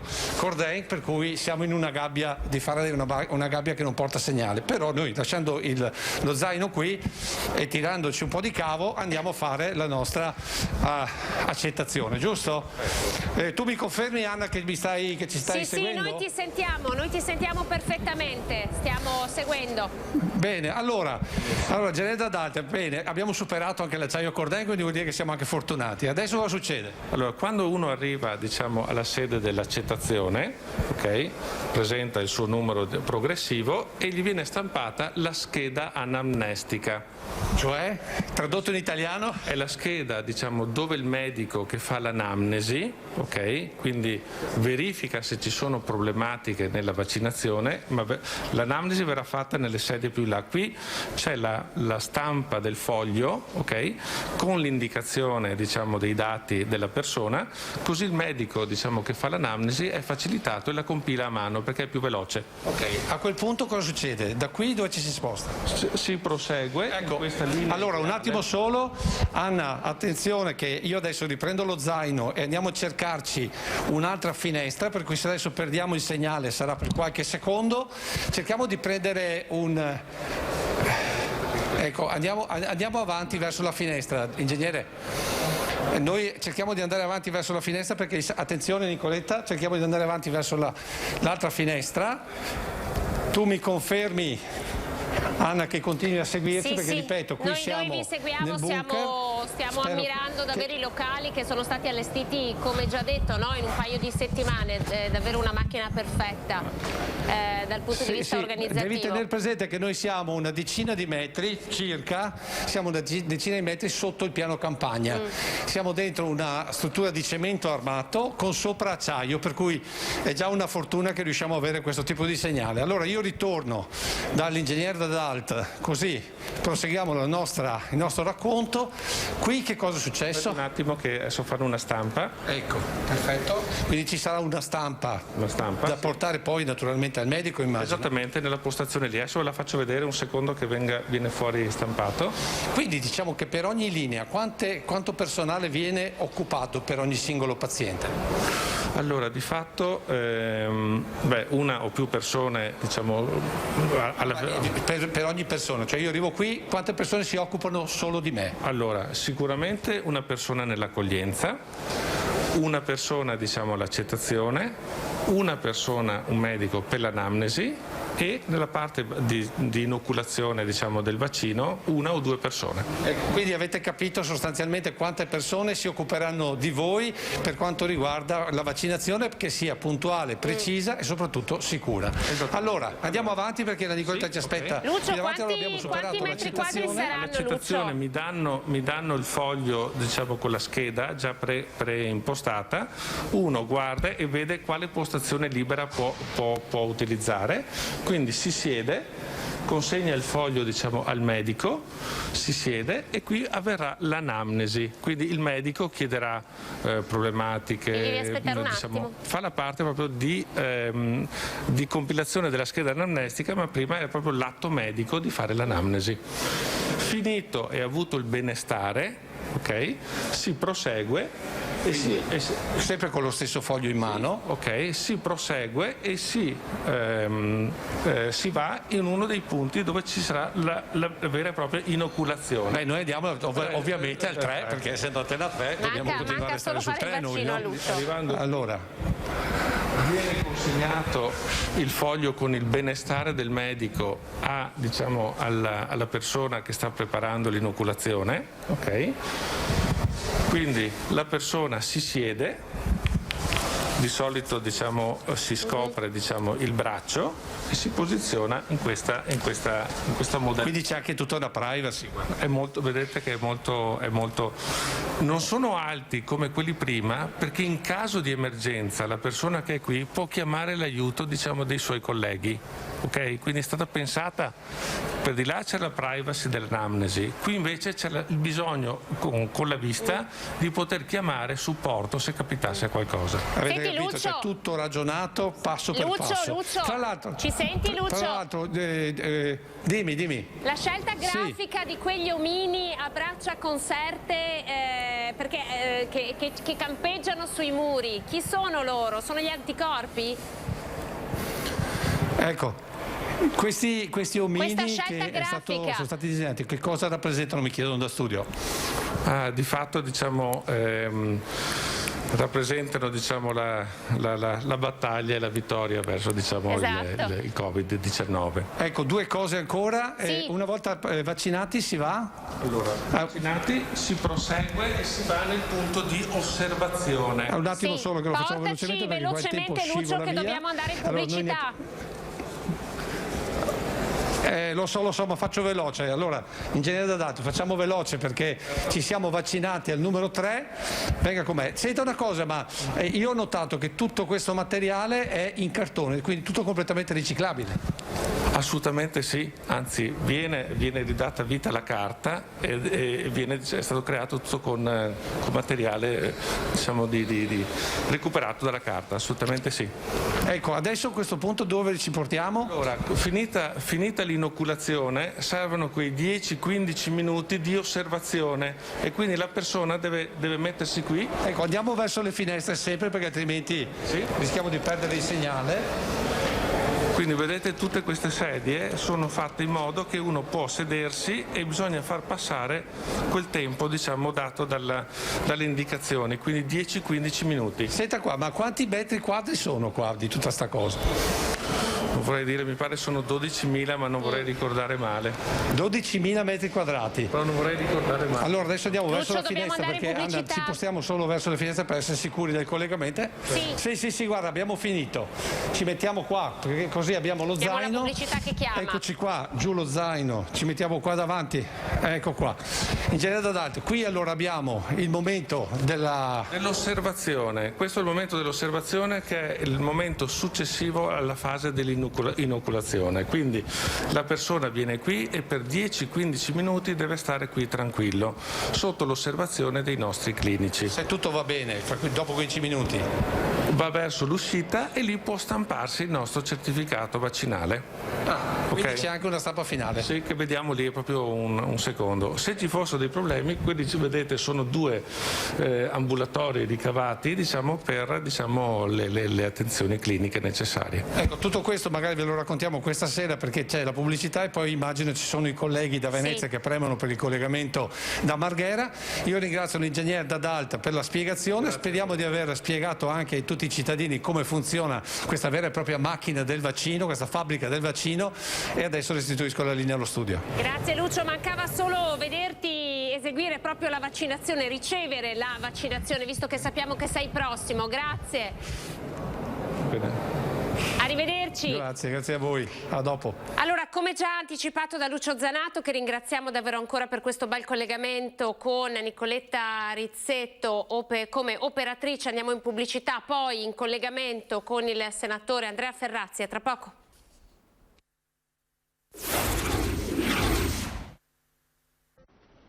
Ben ritrovati con l'informazione di Antenna 3, siamo insieme dalle 10:15 per seguire in diretta l'inaugurazione del nuovo hub vaccinale del Veneto, il più grande all'ex Maber, capannone dismesso e trasformato dunque in hub vaccinale. Siamo in collegamento con il senatore Andrea Ferrazzi. Senatore, buongiorno, grazie per averci atteso, l'abbiamo fatto aspettare un pochino. Buongiorno. Buongiorno a lei, buongiorno a tutti. Senta, così ho avuto modo di vedere ha visto quello che dovrò fare oggi pomeriggio. Ah, ecco, quindi è la sua giornata, prima dose. Sì, la prima dose, sì. Senta, intanto allora un andamento sulla campagna vaccinale, è in arrivo Figliuolo il 13 di maggio sul territorio, sta andando bene, ma oggi tutti i giornali nazionali pubblicavano la notizia che in Lombardia si partiva con i cinquantenni, ma insomma in Veneto questa cosa è successa già da una settimana. Non fa notizia però. Innanzitutto mi dispiace, Figliuolo viene qui il 13 e io non potrò esserci ad accoglierlo, ho parlato proprio l'altro ieri col prefetto, ma purtroppo sono giornate d'aula e di commissione su provvedimenti tra l'altro molto importanti a Roma. No, è possibile in Veneto da venerdì questa iscrizione, diciamo, per la corte di cinquantenni. Io dopo un po' di tentativi sono riuscito venerdì verso sera ad trovare questo accesso, quindi proprio oggi pomeriggio andrò avvicinarmi dopo aver aspettato ovviamente il turno. E è un fatto positivo, mi sembra che ci sia stata una certa accelerata a livello nazionale, no? Cioè le 500.000 vaccinazioni al giorno stanno diventando un dato stabile. Io credo che questo sia il minimo, diciamo, bisognerà salire ancora. però insomma è un minimo per ora accettabile. Lei ritiene che questa accelerata poi di fatto si tradurrà anche in un'accelerata dell'allentamento delle restrizioni? Già si parla di slittamento del coprifuoco tra una decina di giorni. Ma io credo di sì, cioè il combinato disposto di varie operazioni, tra cui appunto l'accelerazione sui vaccini, il caldo che arriva, perché anche lo scorso anno aveva portato una diminuzione, diciamo, dello sviluppo della pandemia e della diffusione del virus, potrebbe portare anche una politica, diciamo, un po' meno restrittiva rispetto comunque ad aperture che già sono state fatte anche decise nel corso delle ultime settimane. Senta, ma quali sono le tensioni più grandi che si stanno giocando adesso a livello nazionale, sia sulle riaperture che su, ad esempio, questo passaporto vaccinale? Quali sono le tensioni che lei ci può raccontare da Roma?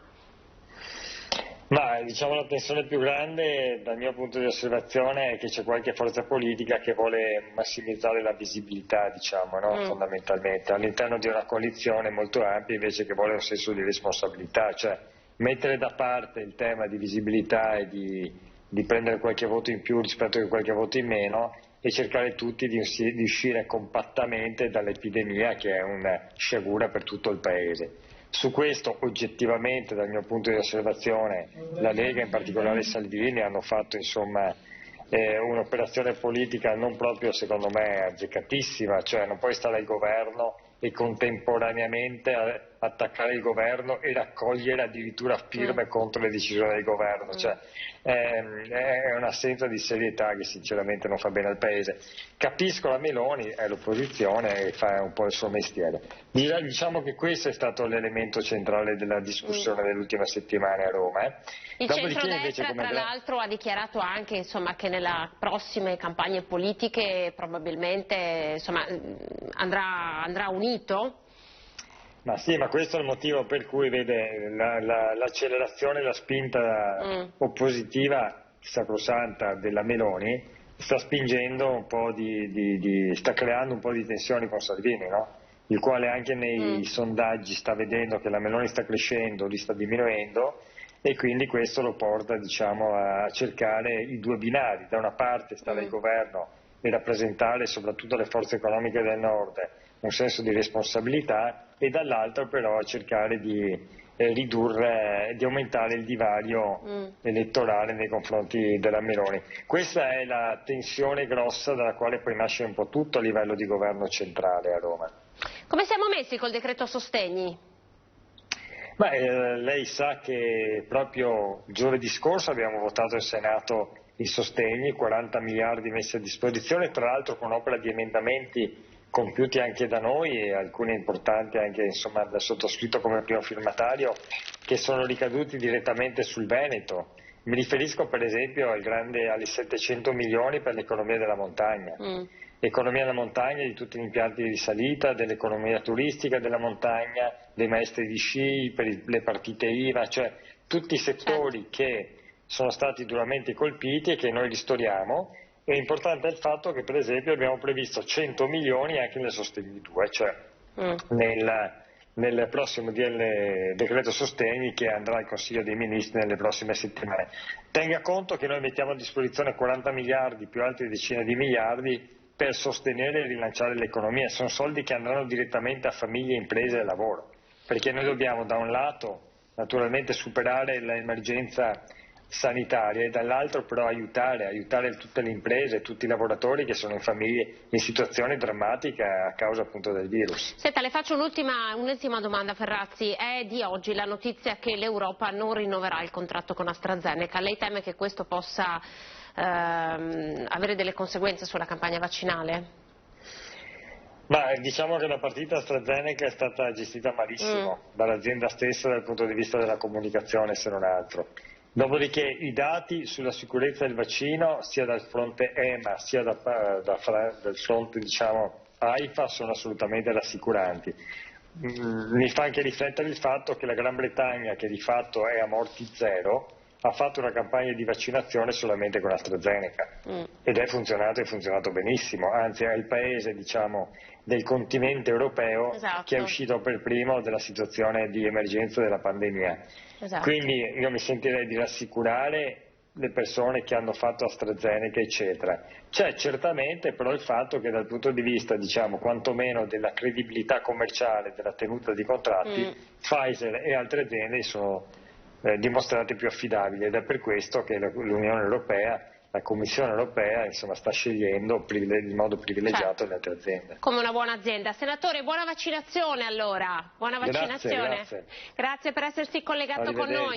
Arrivederci. Andiamo a Padova da Antonio Bressa, assessore alle attività produttive. Buongiorno Antonio, grazie anche a lei per questo passaggio. Eccoci. Buongiorno.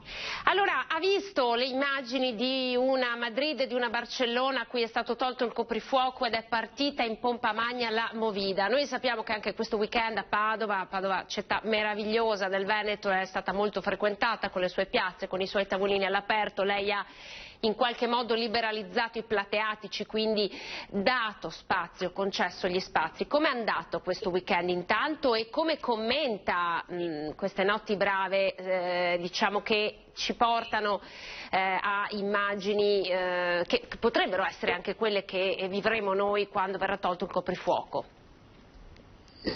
Ma a Padova devo dire che sì, questo sforzo importante che abbiamo messo in campo per garantire a baristi e ristoratori di poter lavorare, perché poi questo è diciamo un imperativo dopo le difficoltà che sono state attraversate in questi lunghi mesi, ma di farlo con condizioni di sicurezza per gli avventori ci ha permesso di vedere una trasformazione in città con veramente tanti dehors all'aria aperta che sono stati effettivamente molto utilizzati nel corso del weekend. E quindi questo è un segnale positivo, perché è un segnale di risveglio anche dell'economia cittadina. Noi confidiamo che possano essere sempre mantenute bene a mente tutte le regole importanti che i cittadini devono continuare a rispettare.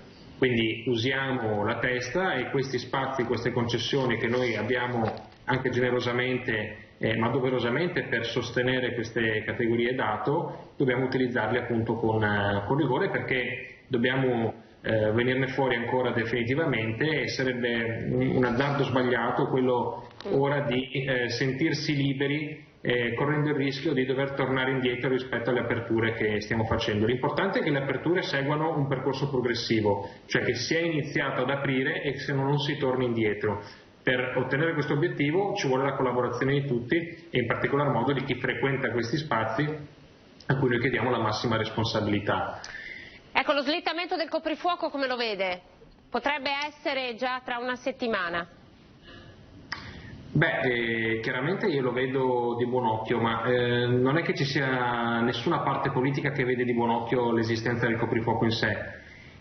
Semplicemente ci rimettiamo a quello che ci dice la scienza rispetto alla necessità che il coprifuoco può avere o meno. Tutti auspichiamo che prima possibile tutte le attività possano ripartire al massimo delle loro possibilità, che il coprifuoco possa venir meno, ma non si tratta di fare una gara su chi è più o meno a favore del coprifuoco. Io spero che ci siano prima possibile le condizioni dal punto di vista epidemiologico perché il coprifuoco non ci sia. Se queste condizioni ci saranno già fra una settimana, ben venga, perché è chiaro che è una valvola di sfogo non solo per l'economia ma anche per la nostra stessa libertà personale, che giustamente è stata circoscritta in questo periodo per far fronte alla pandemia. Se ci dicono che si può fare, facciamolo. Su Padova ripartiranno anche i vari spritz sui Navigli, le belle iniziative estive che proponevate ogni anno?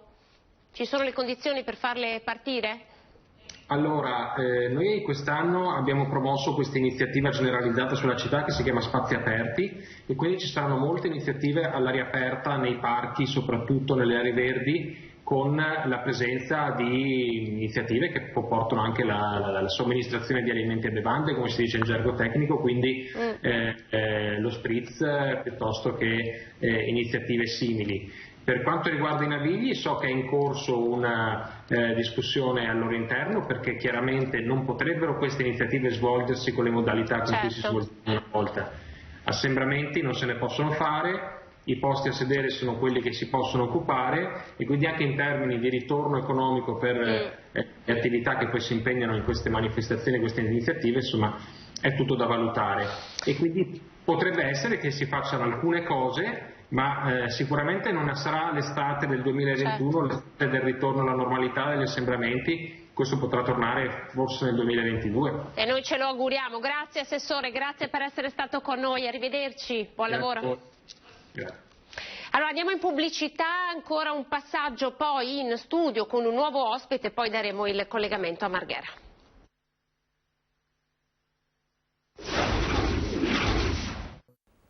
12:27 ben ritrovati, stiamo parlando di coprifuoco, calo dei decessi, calo dei contagi e dei ricoveri. Pensate, 139 decessi soltanto nella giornata di ieri a livello nazionale, è un buon dato, anche se sempre di vite si parla, ma c'è già chi sta parlando di far slittare il coprifuoco, addirittura eliminarlo a giugno. Nicola Palumbo, consulente aziendale, buongiorno, ben ritrovato. Salve, buongiorno a lei, buongiorno a tutti. È surreale secondo lei questa discussione sullo slittamento di un'ora del coprifuoco sulla base dei dati? Ma penso che abbia senso. Io non sono contrario in sé al coprifuoco, nel senso che ritengo che nei mesi passati sia stata una misura giusta. Oggi però non ha molto senso la sua permanenza, nel senso che oggi se lei va in qualsiasi bar e alle 21:30 prova a chiedere qualche cosa, le verrà risposto: guardi, stiamo chiudendo, quindi non può ordinare più. Ma se lei prova ad ascoltare il tavolo in parte al suo, sentirà di sicuro persone che vanno ad organizzarsi per ritrovarsi poi nella casa di qualcuno, di qualcun altro. Ecco quindi che secondo me sarebbe molto più corretto e giusto, sotto ogni aspetto, consentire alle persone di incontrarsi all'aria aperta piuttosto che in delle stanze in casa a respirare la stessa aria. Sappiamo che non potrebbero farlo, ma che lo si faccia è cosa ormai nota. Basterebbe controllare le varie pagine Facebook e Instagram, dove anche in maniera ingenua si mettono molte storie dopo l'ora delle 22 di incontri in casa, di feste in casa. Ecco. Sono cose che succedono e che purtroppo ormai non possiamo limitare più. Consentendo alle persone di stare all'aria aperta, probabilmente riusciremo ad avere una situazione maggiormente in controllo, con il controllo appunto dei vari gestori. Senta, anche questa gestione del sistema colori e quindi delle aree di rischio, adesso l'Italia è sempre più gialla, ma c'è il rischio di tornare in arancione. Come funziona secondo lei? Intanto questi parametri si sta discutendo se cambiarli, e anche questo come agisce emotivamente e sul comportamento di una persona sapere di essere in zona gialla, sapere di essere in zona arancione o di rischiare il passaggio all'arancione? Funziona ancora secondo lei questa catalogazione? Un problema perché guardi, la settimana scorsa c'è stato questo equivoco sull'arancione giallo in Veneto e la gente è andata fuori di testa, gestori, imprenditori, persone comuni, persone che hanno subito avuto paura di tornare a doversi chiudere in casa. Dobbiamo stare molto attenti, anche perché le fasce colore poggiano su 3 macro parametri. Uno è l'RT, ma altri 2 no. E se gli altri 2, l'incidenza e l'indice di rischio, sono buoni, sono bassi, l'RT non incide per il cambio colore. Detto in maniera molto banale, la nostra regione, il Veneto, oggi è a rischio basso. Con il rischio basso l'RT potrebbe essere anche maggiore di 1,5, ma questo non porterebbe a un cambio colore. Ci sentiamo dopo la diretta di Zaia, ci ricolleghiamo più tardi. Grazie. Sono 5.140.000 tamponi molecolari e 4.486.000 tamponi rapidi. Sono 9.627.972 totali. Se vedete ormai si stanno quasi eguagliando, no? 5 milioni più o meno. I positivi nelle ultime 24 ore sono 247. È un numero molto basso, perché se considerate che sono 7 province, 7, 14, 21, sono una trentina per provincia. Però se vediamo la bottiglia mezza vuota, sono 247 positivi, che se tu ci vai come si può dire, in prossimità e hai rapporti ravvicinati, sono 247 infettanti, possibilmente infettanti dovremmo dire. Ovviamente l'incidenza del 2,50, ma sono 9.800 tamponi, cioè è un dato che è inutile che vi stia qui a dire che è comunque un'incidenza bassa, sono 2,50 di incidenza. Alda, se vuoi lo mando anche in su il cartello se volete. 2,50 su 9.866 tamponi è poca roba. Positivi dall'inizio sono 417.727. Ovviamente non caricando tanti positivi si scaricano con le negativizzazioni coloro che sono isolati. Attualmente isolati positivi in casa sono 19.036.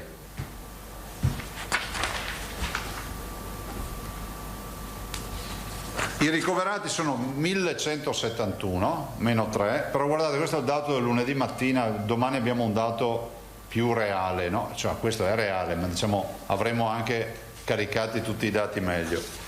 Questi 1.171 sono così suddivisi: 1.018 meno 3, 153 in terapia intensiva invariato. La terapia intensiva non Covid è 277, quindi il totale delle terapie intensive oggi in Veneto è 430, è rappresentata da 430 pazienti. 2 decessi nelle ultime 24 ore, quasi 21.000 dimessi. Sentite, questa è la settimana che si caratterizzerà per i vaccini. Intanto noi nelle ultime 24 ore abbiamo fatto 34.500 vaccini.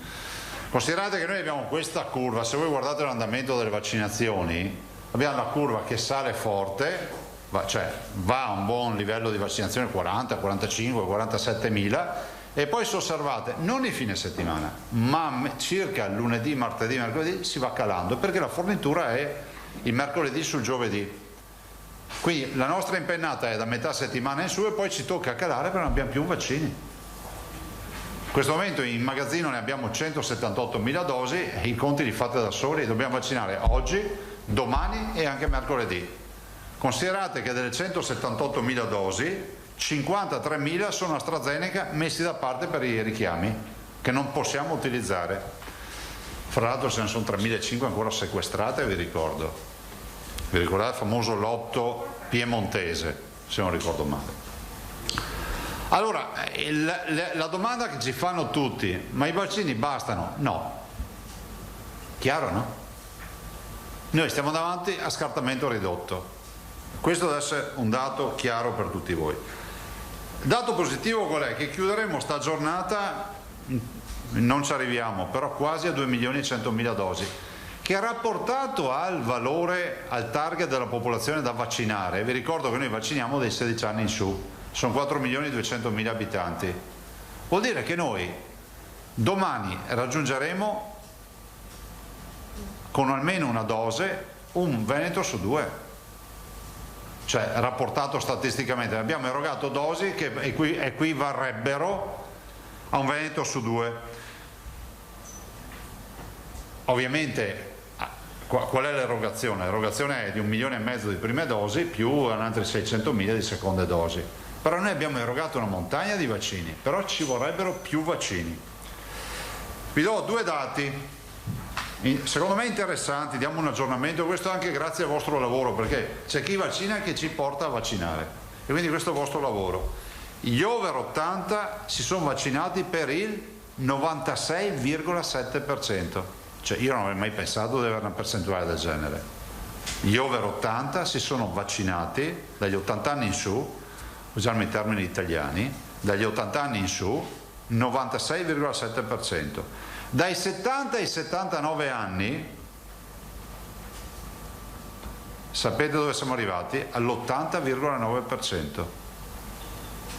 E non è mai troppo tardi ovviamente, no? Uno può iscriversi ancora. Dai 60 ai 69 anni abbiamo ragionevoli prenotazioni per dire che passeremo il 70%, cioè intorno al 70%.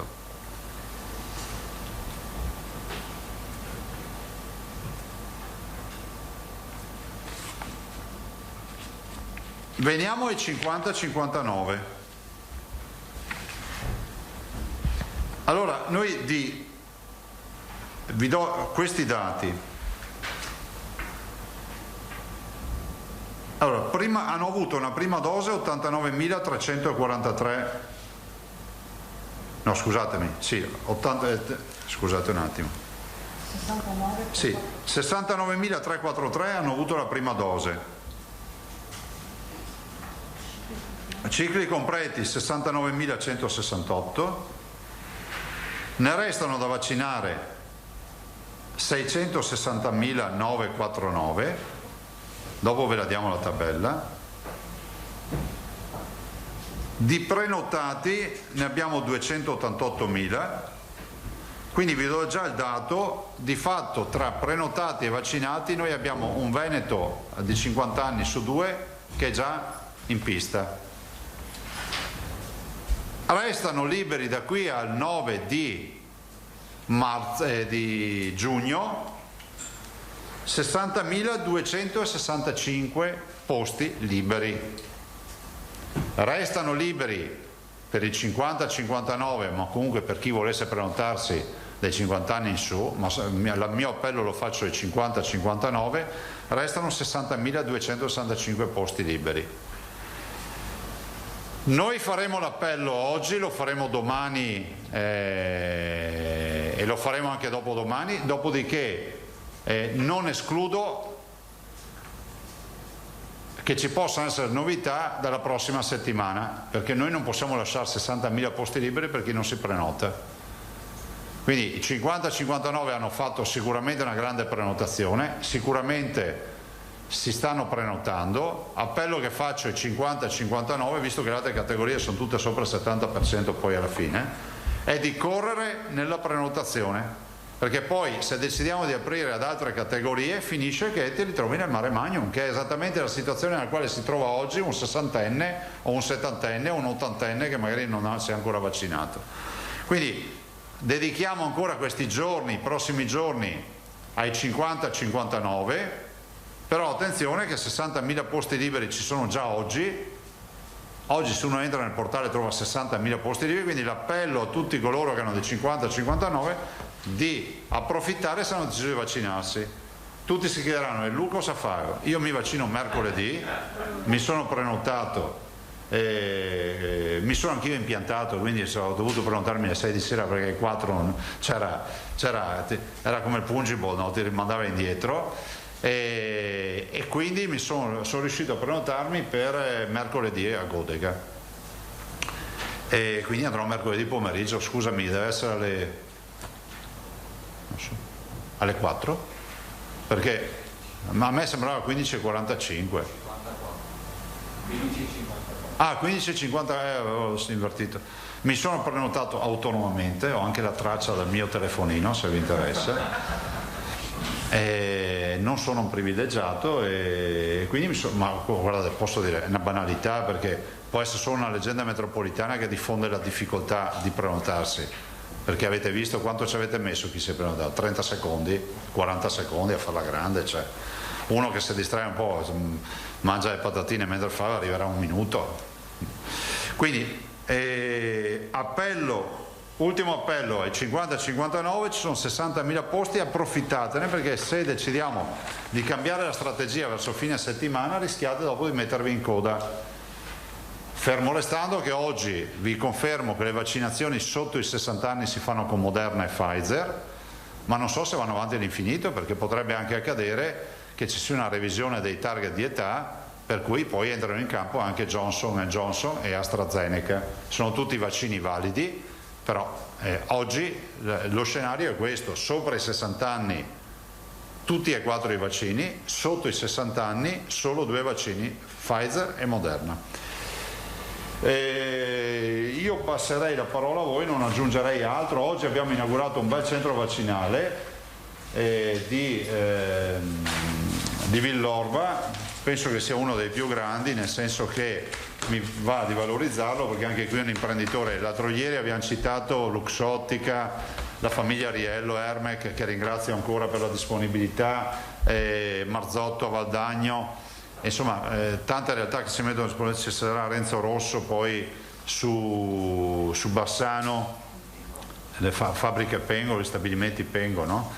E che ringraziamo anche lui con la sua fondazione, lui è la signora Arianna. Però c'è anche da dire, a Treviso è stato donato uno stabile nuovo, fighissimo, bello, climatizzato, e che è in grado di fare 10.000 vaccini al giorno per l'organizzazione che ci è stata data, e peraltro anche con tutte le scrivanie, i punti di appoggio, i box, tutto consegnati dallo stesso imprenditore che ci ha dato la struttura, perché essendo un produttore di cartone ha fatto tutte le strutture, scrivanie, sedie comprese, tutte in cartone, quindi anche una bella realtà. Quindi grazie ancora alla famiglia Zago e al signor Bruno Zago. Prego. Ah sì, scusate, l'assessore mi ricorda, perché qua c'è una roba seria oggi. Facciamo gli auguri a 2 centenari, ciao, tenetevi duro, alla signora Concetta Marchesini che di Lonigo oggi fa 106 anni, e quindi veramente facciamo gli auguri alla signora Concetta Marchesini. E poi sempre Mirko di Radio Più mi ha segnalato una cosa unica: sabato il 9, ieri domenica ha compiuto gli anni nonna Giulia di Canale d'Agordo. Però c'è una particolarità, a parte il fatto che nonna Giulia ha fatto, e facciamo gli auguri, 103 anni, ma questa è dall'altro giorno la foto, fa l'orto. Ma la particolarità non è questa, è che nonna Giulia è nata nei territori occupati sotto il regno austro-ungarico e adesso vive in Veneto, perché era Austria quando è nata lei. Pensate quanto tempo è passato. Canale d'Agordo, ha sempre vissuto a Canale d'Agordo, è nata nel 18 quando c'erano gli austriaci, e adesso ovviamente lì è finita l'avventura austriaca, e quindi salutiamo anche nonna Giulia e la signora Concetta Marchesini. Perché ve lo dico? Perché a Canale d'Agordo, nella grande festa del paese che hanno fatto domenica per i 103 anni di nonna Giulia, è venuto anche il console austriaco a ribadire la storia, ovviamente, nient'altro. Ho già visto un ditino di Filippo, giusto, di Antonella, di Done, Giacomuzzo, quando accadrà.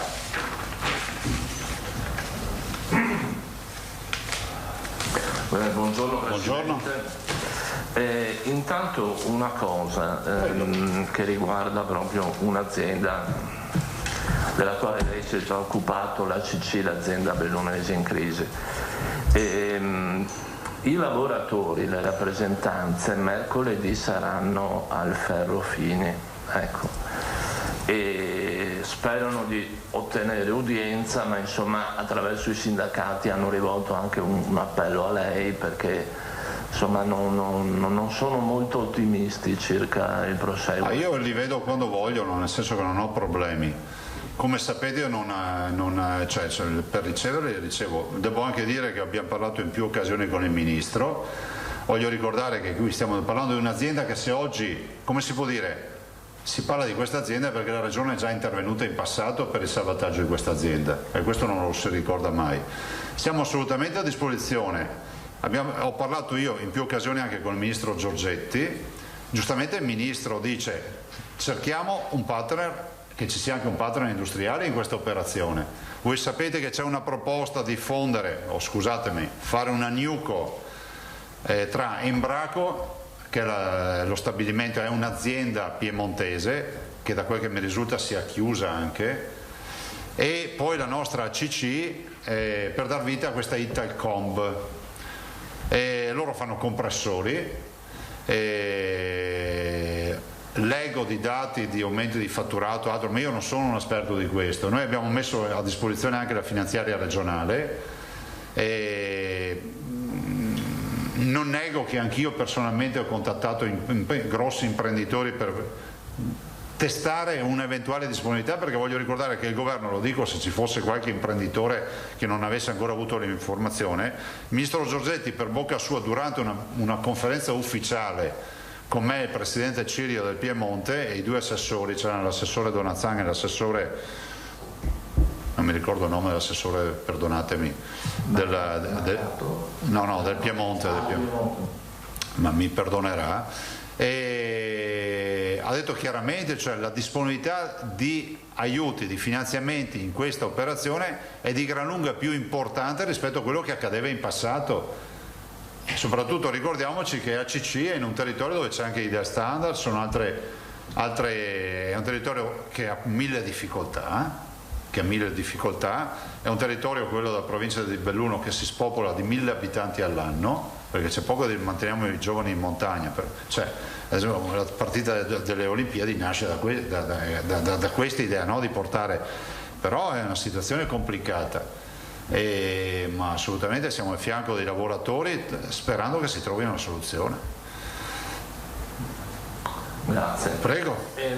Poi c'è una domanda d'attualità, so che lei ama spaziare sull'attualità politica, insomma, no? No, l'importante è che restiamo...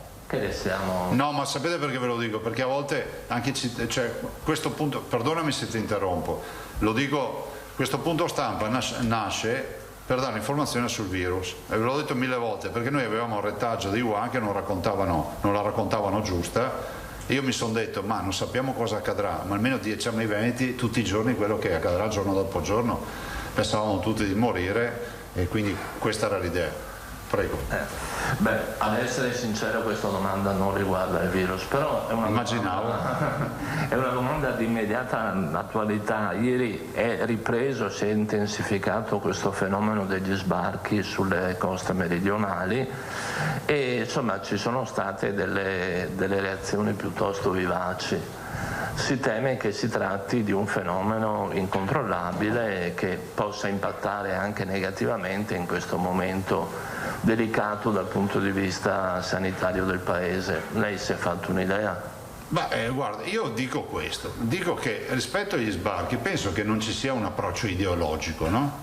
Ma penso che ce ne sia uno di concretezza. Chi rifiuterebbe aiuto a una persona che scappa dalla morte o dalla fame? Da qui a dire che tutti quelli che sbarcano in Italia scappano dalla morte e dalla fame, i dati ci dicono il contrario. Io non voglio liquidare la partita come una banalità, però è pur vero che se noi diamo questo messaggio, che comunque anche se non scappi dalla morte e dalla fame, resta registrato quello che dico così nessuno può travisarlo, o tagliarlo sì, perché ormai sono abituati. Se uno, diciamo, anche se uno non scappa dalla morte e dalla fame, ma capisce che in Italia c'è porte aperte, senza se e senza ma, è inevitabile che nel suo progetto di vita, magari di migrante economico, possa cercare nuove opportunità o possa mettere in atto i suoi progetti, ma noi non siamo nelle condizioni di ospitare il mondo. Dopodiché il tema sanitario, anche qui è un tema spinoso ogni volta quando si tocca, no? Vi ricordate gli anni nei quali si parlava della scabbia, della tubercolosi, io non voglio fare allarmismi, ma davanti a un contesto nel quale bisogna avere la certezza anche se chi vive con te ha fatto il tampone, diciamolo com'è, no? Cioè tu vai dai tuoi genitori, ti metti la mascherina. Adesso pensare che tutto il mondo sia indenne, no. Avete visto ad esempio, non voglio fare azioni di terrorismo psicologico, ma ormai gli scienziati ci dicono che questo virus strano, che aveva lasciato indenne fra virgolette l'Africa, adesso si è orientato più in territori, diciamo, più vergini. Allora io dico che è fondamentale aiutare chi ha bisogno di aiuto vero, fame, genocidi e altro, e contingentare e controllare tutto il resto. In questo paese invece come funziona? Se dici sta roba che sto dicendo io sei razzista, se invece dici avanti tutta sei uno che ha capito tutto del mondo. A me spiace che ci sia, è come col coprifuoco, no? Ormai è diventato ideologico. Allora, ci sono gli aperturisti e i fondamentalisti, ma scusate, ma ci sarà pure una posizione di buon senso in mezzo alle due? Boh, basta oggi, no? 2 ne fate. Mi fermo qui. Grazie. Allora avevamo Prigioni, poi Guidone, poi Giacomuzzo.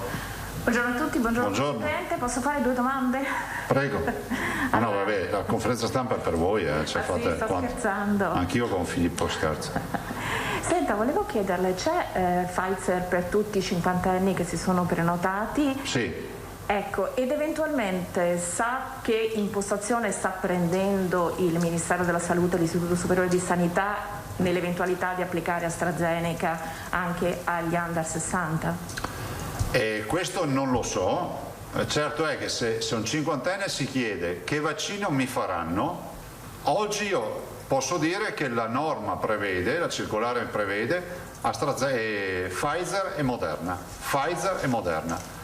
Se un 50enne mi chiede che vaccino mi faranno fra 20 giorni, se non cambia la circolare sarà Pfizer e Moderna, oppure se ci sarà anche Johnson & Johnson e AstraZeneca. Questo non ve lo so dire. Ma non sa quando potrebbe cambiare la circolare? Beh, è in discussione.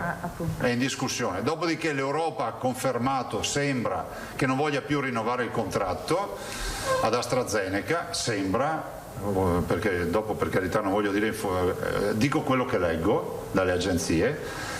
E quindi è un altro scenario, però noi tutti, ecco, ben venga questa domanda, tutti gli slot, cioè tutti i posti in agenda che trovate nel sito, liberi, sono tutti coperti da un vaccino che noi abbiamo.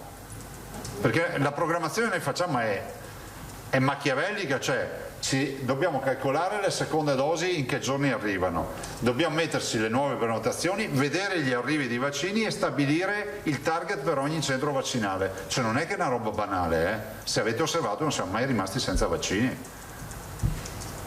Poi volevo chiederle, questo però esula un po' dalla questione coronavirus, se ha avuto modo di vedere il videomessaggio di Natalino Balasso, il comico che lei ha querelato per diffamazione, che ha un po' spiegato che secondo lui il suo problema è quello che i veneti sono troppo ossequiosi e quindi alla prima voce fuori dal coro scatterebbe la querela. No, guardate, io fra l'altro immaginavo che prima o poi me lo chiedeste, e vorrei dire 2 robe e a questo punto ne approfitto. Prima roba, nessuno vuole censurare alcuno. Devo dire, faccio un esempio, quando c'è stata la vicenda, perdonatemi se divago un attimo, ma è bene che ci capiamo bene su sta roba, perché non posso accettare che tutto venga banalizzato, anche da chi magari cerca di banalizzarla questa cosa. Quando c'è stata la vicenda dell'acqua alta, ci fu uno spettacolo, se vi ricordate, di Pennacchi, il quale nello spettacolo, che fece molto scalpore, perché lui è un bravo attore, introdusse delle informazioni palesemente sbagliate sul mio ruolo del Mose, perché andavo all'asilo, andavo a scuola, tanto è vero che l'altro giorno uno dice ma ha denunciato Pennacchi. Io non ho mai denunciato Pennacchi, anzi tramite un suo caro amico che è l'assessore Marcato è venuto anche a trovarmi a San Vendemiano Pennacchi dopo qualche giorno, non so, una settimana, 2. Gli ho offerto anche uno spritz e abbiamo parlato piacevolmente un'ora di teatro, di robe, di dinamiche, ma non è che Pennacchi ha modificato il suo atteggiamento nei miei confronti, non mi pare. Mi avete mai sentito lamentarmi? Vi ho mai detto qualcosa di Crozza? Ho mai detto qualcosa di Balasso? Che peraltro potrei essere anche interrogato sui suoi spettacoli, perché fin da studente me li guardavo, no? Quando avevamo, da studente, quando c'era la possibilità di avere i video sul telefonino. Per cui non discuto di questo, ho fatto delle parodie che sono eccezionali, però anche lui non può dire, guardate, io me lo sono anche segnato, immaginavo prima voi.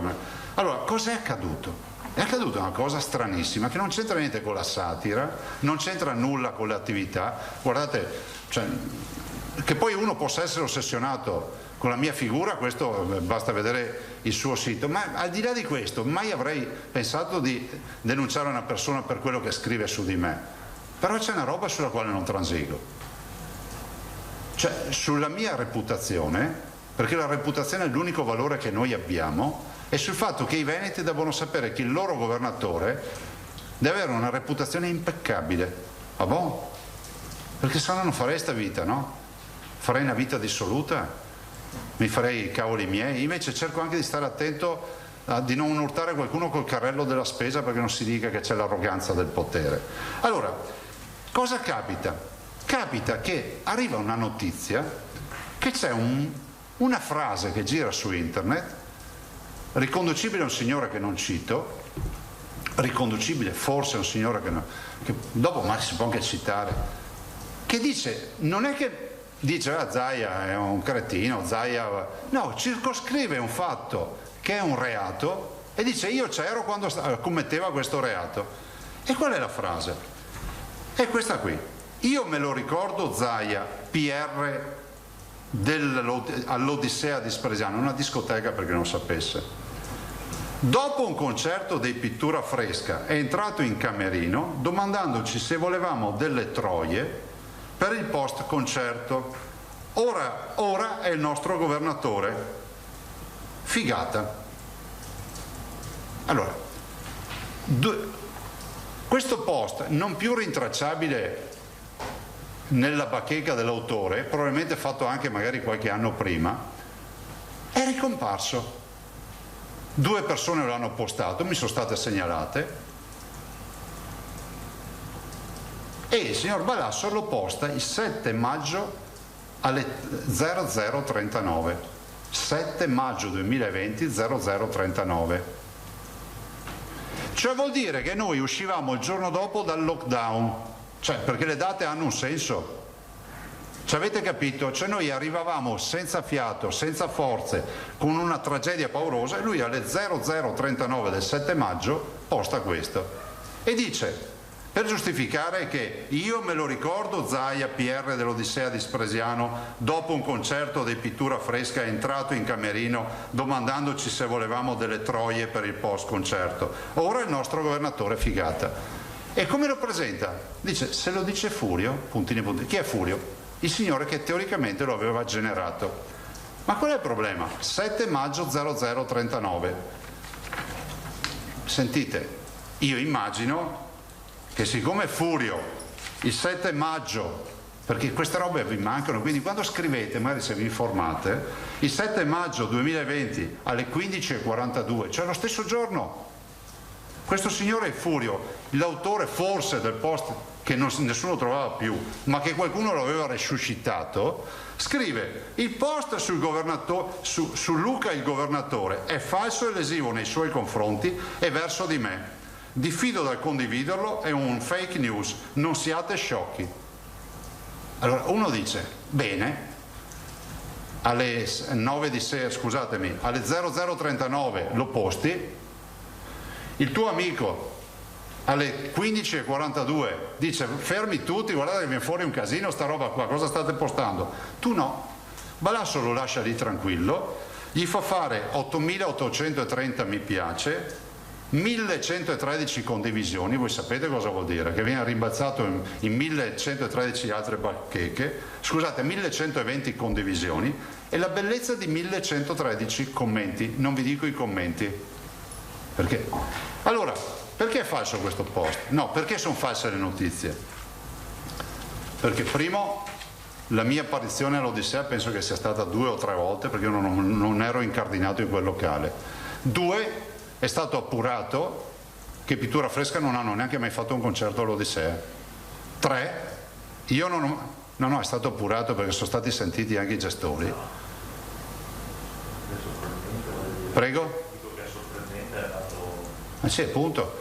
3, io non ho mai conosciuto e visto in vita mia Pittura Fresca, che peraltro hanno fatto anche belle canzoni, devo dire, io da ragazzo hanno segnato la mia giovinezza. Allora voi capite, non hanno fatto il concerto, e addirittura quello che avrebbe scritto il post dice, non si sa, dice fermi tutti, ma cosa state postando? Perché il post giustamente aveva anche la foto della faccia di chi dice sta roba. Allora io dico, se tu a mezzanotte fai una cazzata e posti sta roba che è già secondo me grave, alle 3 del pomeriggio il potenziale autore, se era lui, dice, lo scrive a tutti, fermi, non postate sta roba, e tu lasci lì che vada l'infamia e giri.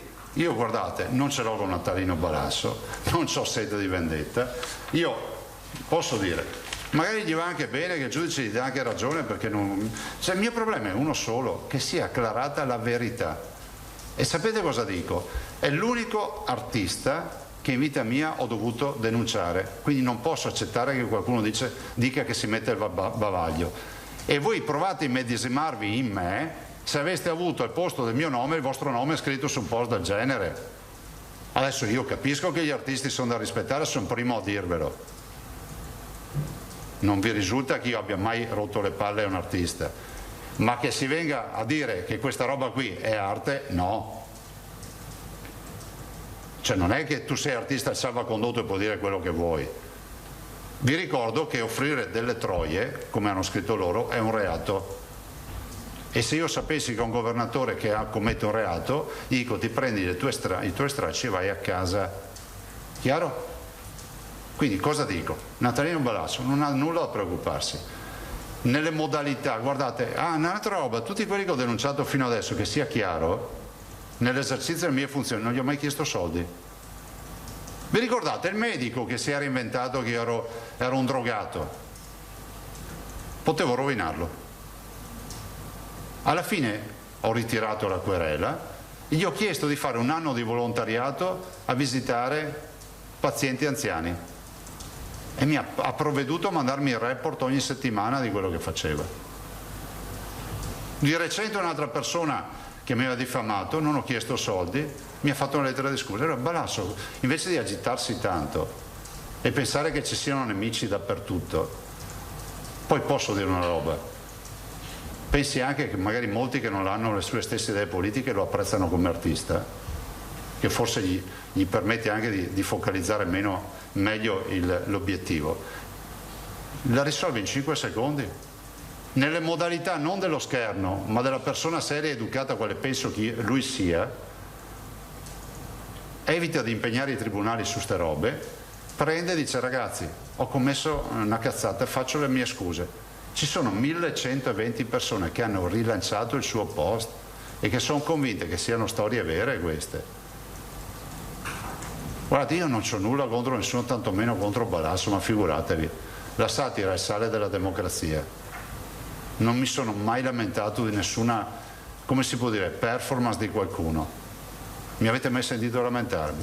Ma secondo voi al posto mio avreste accettato che qualcuno dica che tu offrivi le troie nei post concerti in un posto dove di fatto non lavoravi, dove di fatto non hanno mai fatto il concerto e dove di fatto... E tu non puoi dire, ma io l'ho postato ma l'ho detto un altro. Vi ricordo, non serve che lo dica a voi, che io anche se posto una foto nel mio Facebook ho la responsabilità che la vede il mondo, e il Facebook di Balasso è come una vetrina, se lo paragonassimo a un negozio, è come avere una vetrina nella piazza principale del paese, non nell'ultimo lembo di periferia.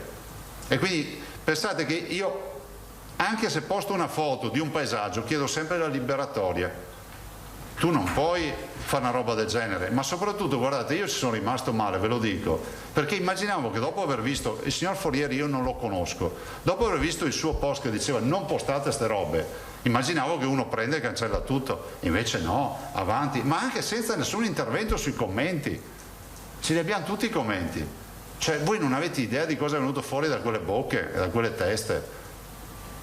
Allora, noi che abbiamo i social e che siamo persone che hanno addirittura il profilo certificato come ce l'ho io e ce l'ha Balasso, abbiamo anche l'obbligo della regolazione. Io non sono convinto che chiunque possa dire quello che vuole, perché se mi dicono che il Presidente della Regione faceva il gestore di prostitute, è inevitabile che io faccia un commento pesante, no? Allora si sono inventati tutti, adesso la vittima sarebbero gli altri, non io. È interessante questa visione. Quindi la risposta qual è? Che io non ho... sono l'ultimo che vuole far perdere tempo ai tribunali e rovinare la gente. Non ho mai chiesto soldi a nessuno. Mi ricordo che una volta ne ho denunciato uno e gli ho fatto versare i soldi all'asilo, ho detto, ma non ho detto io la cifra, ho detto versa quello che vuoi. Chiaro? Però sulla mia reputazione non transigo. Balasso lo vuoi chiudere? Vediamo a che livelli riconosce cioè cosa mi ha fatto. Lui è stato preso dall'ossessione, perché ha avuto un periodo nel quale, come si dice, ero oggetto tutti i giorni di commenti suoi. E ben venga, uno fa quello che vuole, ma quando posti una roba così, no. Questa non è arte, ma non lo è, sapete anche perché al di là dei contenuti, perché di altri? Cioè, non è neanche opera sua. Per cui si è prestato a divulgare. Allora, ma divulgare non una cosa fresca, vorrei sottolinearlo, non è un post che si è generato il giorno prima, è una roba che non si trova neanche più, forse di qualche anno prima, e sono 1, 2 persone, 3 è comparso da Balasso. Ci abbiamo tutti e 3 i nomi, e sono tutte e 3 nella stessa situazione di denuncia. Basta prendere, scusarsi e riconoscere il maltolto. Uno vuole andare in tribunale, ci andiamo, facciamo perdere tempo ai tribunali a sto punto. Guardate, io non vivo né di sette di vendetta a differenza di qualcuno, però non posso accettare che si infanghi la mia reputazione in questa maniera, portando fatti falsi. Mettetevi nei miei panni. Io non ho solo una comunità, ho anche una famiglia, e deve essere chiaro per tutti. Se per Balasso la reputazione non conta nulla, lascia perdere che io sia presidente della Regione, ma anche se il tuo vicino di casa, il tuo peggio nemico, va rispettato. Chiudo ricordandovi che alle 00:39 viene postato il post, questa frase che vi ho detto che evito di rileggervi, alle 15:42 l'eventuale ipotetico teorico generatore di quel post di qualche anno prima scrive pubblicamente: fermatevi perché sta roba qua è una porcheria, e si lascia andare tranquillo avanti. Dopo ditemi che da parte del torto ci sono io. Grazie. Scusate, sembra quasi concordata sta roba, guarda, è da una settimana che ce l'ho in cartellino, prima o poi me la chiederanno. No, io, mi credete, non mi ricordavo neanche più le date. Quando ho visto le date 7 maggio 2020 ho detto: ma cavoli, il giorno prima della fine del lockdown. E c'è qualcuno che si è dato da fare in pieno lockdown questa frase qua, perché ce ne sono altri 2 della partita, altre 2. Però con Balasso problemi zero, riconosca che ha fatto una cazzata e la finiamo lì. Allora, penso che abbiate compreso tutti il mio stato d'animo. Prego, c'è altre domande? Sì, Guidone, Giacomuzzo, poi immagino Bonnet e Van Francis. Immagino. Sì, buongiorno Presidente. Volevo chiederle una cosa a proposito dell'immunità di gregge. Sì. In base ai dati che ci ha appena fornito, se guardiamo le fasce d'età over 80, over 70, siamo abbondantemente oltre quella che viene considerata l'immunità di gregge, anche gli over 60 volendo, perché si è detto che siamo al 70%. Insomma, ecco. Ora, è vero che non è stata raggiunta l'immunità di gregge per tutta la popolazione veneta, cioè per tutti i 5 milioni di abitanti, però insomma dagli over 60 in poi sì. Quindi volevo chiederle se questo dato, cioè se lei farà valere questo dato al CTS, al governo prossimamente, lo farà pesare questo dato? Allora, ve l'ha detto anche il professor Palù, cioè è innegabile che la vaccinazione sia la grande spartiacque. Voi immaginate lo scenario di oggi, noi oggi siamo in uno scenario simile a quello di maggio dell'anno scorso, senza vaccini. C'è una stanza buia. Invece noi vediamo, guarda, vi porterò uno studio che abbiamo fatto sulla presenza, il calo di presenze dei target già vaccinati negli ospedali. Sono dei target spariti, perché chi ha la vaccinazione comunque non rappresenta più un problema sanitario. Cioè, del resto Israele ha svuotato gli ospedali, quindi funziona sì. Bisogna fare più vaccini possibili, io spero che a giugno ne arrivino ancora molti di più, e penso che se ormai la luce in fondo al tunnel la vediamo. Per carità, potrebbe esserci un colpo di coda, non è che qua possiamo far festa, non si abbassa la guardia, però insomma vaccinare serve. Si calcola che l'immunità di gregge, vi do questo dato che si legge nelle riviste scientifiche, sia se tutti si vaccinassero potrebbe essere al 65%, però considerate che non tutti si vaccinano. Per cui il virus continuerà a circolare, vedremo se diventerà endemico, se sparirà, potrebbe anche scomparire, che un giorno ci dicono non ne sa più. Cioè oggi noi abbiamo 247 positivi, sono pochi, Se finisce che fra un mese non ne sa più, o sono asintomatici o vuol dire che non ce n'è più, o magari crescono invece il virus era lì latente e adesso si fa sentire. Cruciale sono queste 2 settimane di maggio fino a fine maggio, perché sono le settimane della contabilità delle aperture. Ecco, poi una seconda domanda. Lei ha prima detto che ci sarà un cambio di strategia vaccinale dalla prossima settimana, ci può anticipare qualcosa? No. Prego. Okay. Grazie. Giacomuzzo e Bonet. E i cavi corti. Buongiorno. Presidente, scusi, una curiosità a questo punto legata alla denuncia che ha fatto a Balasso, ma quante denunce ha fatto? Ne ha parlato anche in commissione dicendo che aveva cominciato a denunciare. Quanto frequenti sono queste situazioni così spiacevoli? Ma guardate, noi non viviamo di denunce, che sia chiaro, però è pur vero che se uno ti minaccia di morte e altre robe, cioè vanno d'ufficio, addirittura alcune, vi dico anche la verità, io non le vedo neanche perché interviene direttamente la Digos. Cioè il segno dei tempi è questo, no? Fare il tuo dovere, c'è sempre qualcuno che ha qualcosa da dire. Se io vi dico adesso dovete portare la mascherina, prima di domani mattina sicuramente arriva qualcosa, perché io obbligo, è una costrizione. Non vi dico quando ho parlato del passaporto vaccinale piuttosto che di altri temi. Poi sapete, tutti non si accontentano mai, però questa cultura sempre della politica, dell'amministratore che ha sempre, come se è l'abuso di potere, no? Cioè davanti a una vicenda come quella che ho detto prima, mi sembra logico chi abbia ragione, ma non perché ce l'ho io, ma è evidente che ho ragione, no? Io non mi sarei mai permesso di fare una roba del genere. E ancora una volta c'è chi ancora viene a fare lezione. Ho letto dei commenti di gente che ritenevo intelligente che parla della critica politica, cioè gente che mi viene a dire no scusatemi che metto la museruola agli artisti, ma cosa c'entra questa roba qua? Ma ce le avete delle famiglie? Ritorno poi, Presidente, alla questione dei vaccini. Diceva che ci sono tot posti liberi ancora. Sì, 60.000. 60.000, ecco. Sono ugualmente distribuiti nelle varie USL oppure ci sono picchi? Ci sono in tutte le USL. Ok. E l'altra conferma che le chiedo, perché non so se ho afferrato bene, i successivi sono i quarantenni allora? Non ho detto questo. Ah, ecco, infatti. No. È il sistema per far rifare la domanda. Non è una domanda da poco però. Ma sentite, noi stiamo correndo, ovviamente qual è la strategia? Tenere sempre la macchina sotto pressione, perché se ti rilassi un po', e approfitto per ringraziare tutti i vaccinatori e coloro che lavorano, e tanti volontari anche, finisce che noi performiamo meno. Vabbè, quindi niente certezze per i Stiamo bruciando le tappe, però questo è un percorso che abbiamo fatto assieme, lo vedete, stiamo bruciando le tappe. I cinquantenni 3 mesi fa pensavamo di farli a luglio. Sì. Poi non so, a questo punto io provo a chiederglielo se ha dei feedback a livello nazionale su coprifuoco e aperture in tema.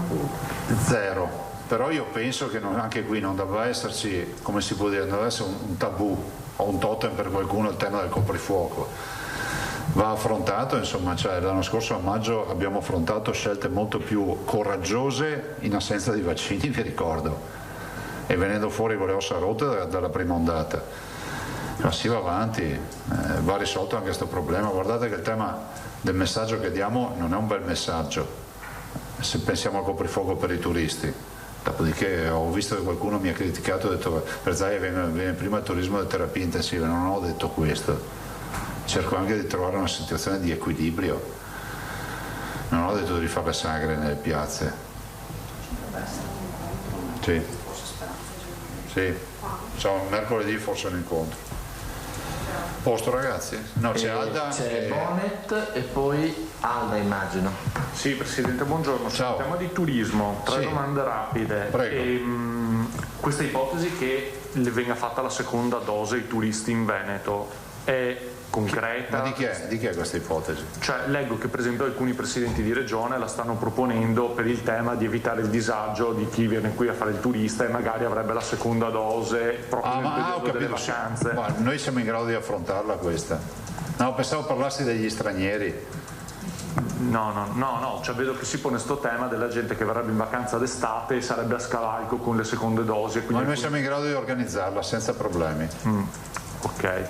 Poi un'altra cosa che mi ha detto il sindaco di Jesolo, volevo avere delle conferme, è che si starebbero organizzando delle corsie prioritarie per gli stagionali, cioè della serie il cameriere che viene assunto in albergo, firma il contratto da stagionale e gli viene fatto il vaccino. È così? Ci si sta organizzando per questo?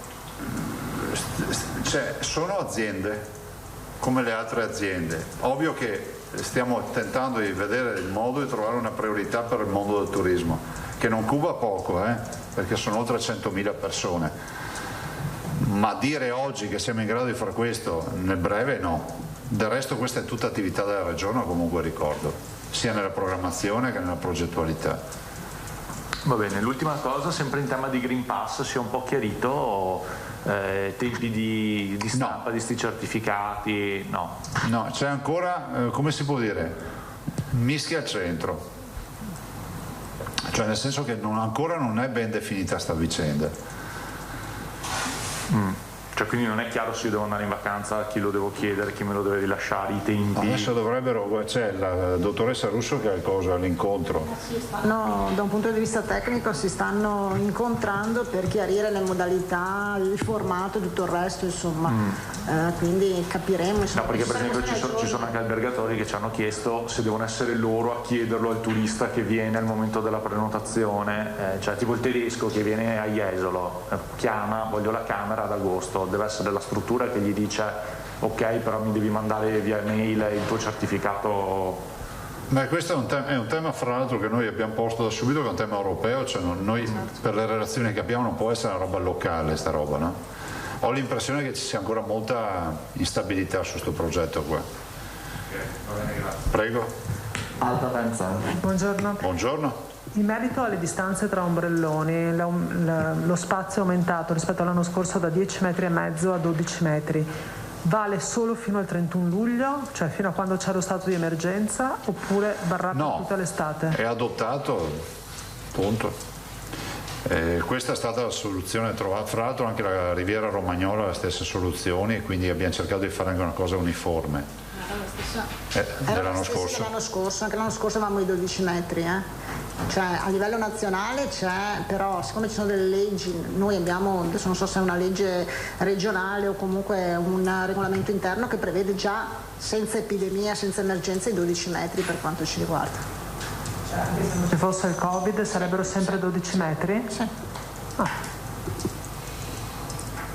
Poi io ricordo che l'anno scorso ci fu un dibattito che noi affrontammo queste metrature perché comunque avevano più spazi. Si fece i 10,5 metri, se non ricordo male, furono un'alternativa per realtà tipo la Liguria, realtà dove le spiagge sono ridottissime. Però insomma io voglio ringraziare tutti i nostri operatori che come al solito sono stati i primi a mettere gli ombrelloni, a dimostrare la voglia di fare e spero che facciano una grande stagione. Io sono convinto che i turisti arrivino. Nei campeggi si sono già fatti vedere, quindi adesso non ci manca che aspettarli a braccia aperte, magari senza coprifuoco. Presidente, le richiedo, perché non ho capito bene, errore mio, i dati dei 50-59 anni, cioè prima dose 69.343 e il ciclo completo mi è sfuggito. 69.343, prima dose, 69.168, seconda dose, ciclo completo. Cioè i cinquantenni hanno fatto già il ciclo completo? Sì. Sì, perché sono quelli vecchi, quelli sanitari, sono quelli vecchi. I sanitari, gli insegnanti oppure qualcuno. Sì, noi abbiamo tutti dentro, no? Chiaramente quelli erano già conteggiati. Okay. Comunque guardate, noi potete scrivere, i cinquantenni io sono convinto che la chiudiamo 65-70% sicuro si vaccineranno. Ripeto, 60.000 posti liberi, approfittatene. E abbiamo per cortesia il programma degli arrivi delle forniture nei prossimi di questa 207.000 giovedì. Sì. Anzi, mercoledì che noi mettiamo in macchina già giovedì, perché dobbiamo riscaldarli perché arrivano a meno 80. Sono solo Pfizer o di altre di tutte le marche? Pfizer e Moderna. AstraZeneca e FIAC c'è poca roba questa settimana, o forse non c'è addirittura nulla che arriva. Se volete vi facciamo uno schemino, dopo ve lo mandiamo. Ti ricordi, Carlo? Sì, grazie. Anche quella tabella di prima che avevate illustrato. Grazie. Sì, un'ultima cosa al volo. Prego. Il personale scolastico continuerà a seguire le classi di età oppure... te che apputare la scuola è inevitabile. Mi ha fatto specie che sia un insegnante che mi scrive nel senso che devono capire se loro devono continuare a proseguire per scaglioni d'età oppure se è previsto che No, ma poi recupereremo. Il problema è che adesso abbiamo tentato di mettere in sicurezza i più anziani, dopodiché apriamo su quel fronte. Sulle scuole si ritorna all'insegnante a categorie. Ok, grazie. Prego. Categorie? Quindi anche a quelle categorie, nel senso che poi finito il blocco delle fasce di età si torna a pensare anche alle categorie. Chiudiamo quelle che erano aperte, tipo queste che non erano Perché capiamoci. Quindi era questo il cambio di strategia? No. Attenzione, no, scusate, ho fatto io cattiva comunicazione. Noi continuiamo con le fasce di età, giusto?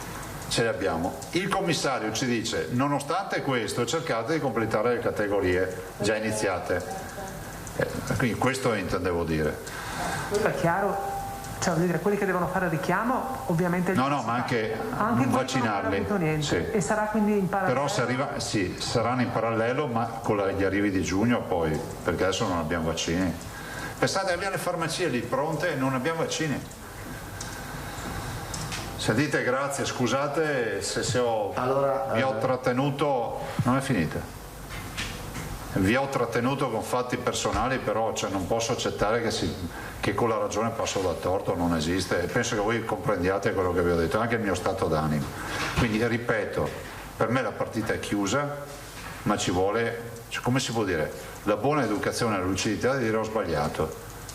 Penso che non sia difficile, no? Grazie. Arrivederci a tutti.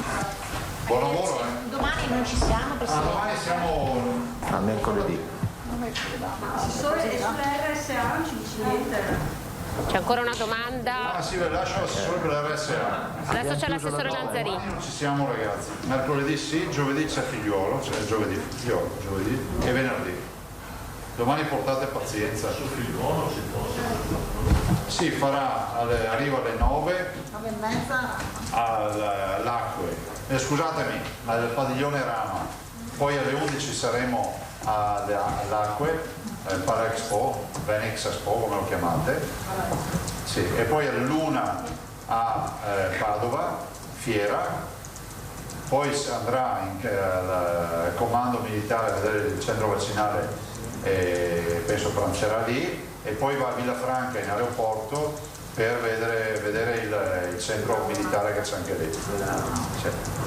Grazie. Io sicuramente ci sarò a Rama e a Venezia, probabilmente ci sarò a Padova, a Verona. Ma l'incontro con la stampa lo fa al padiglione.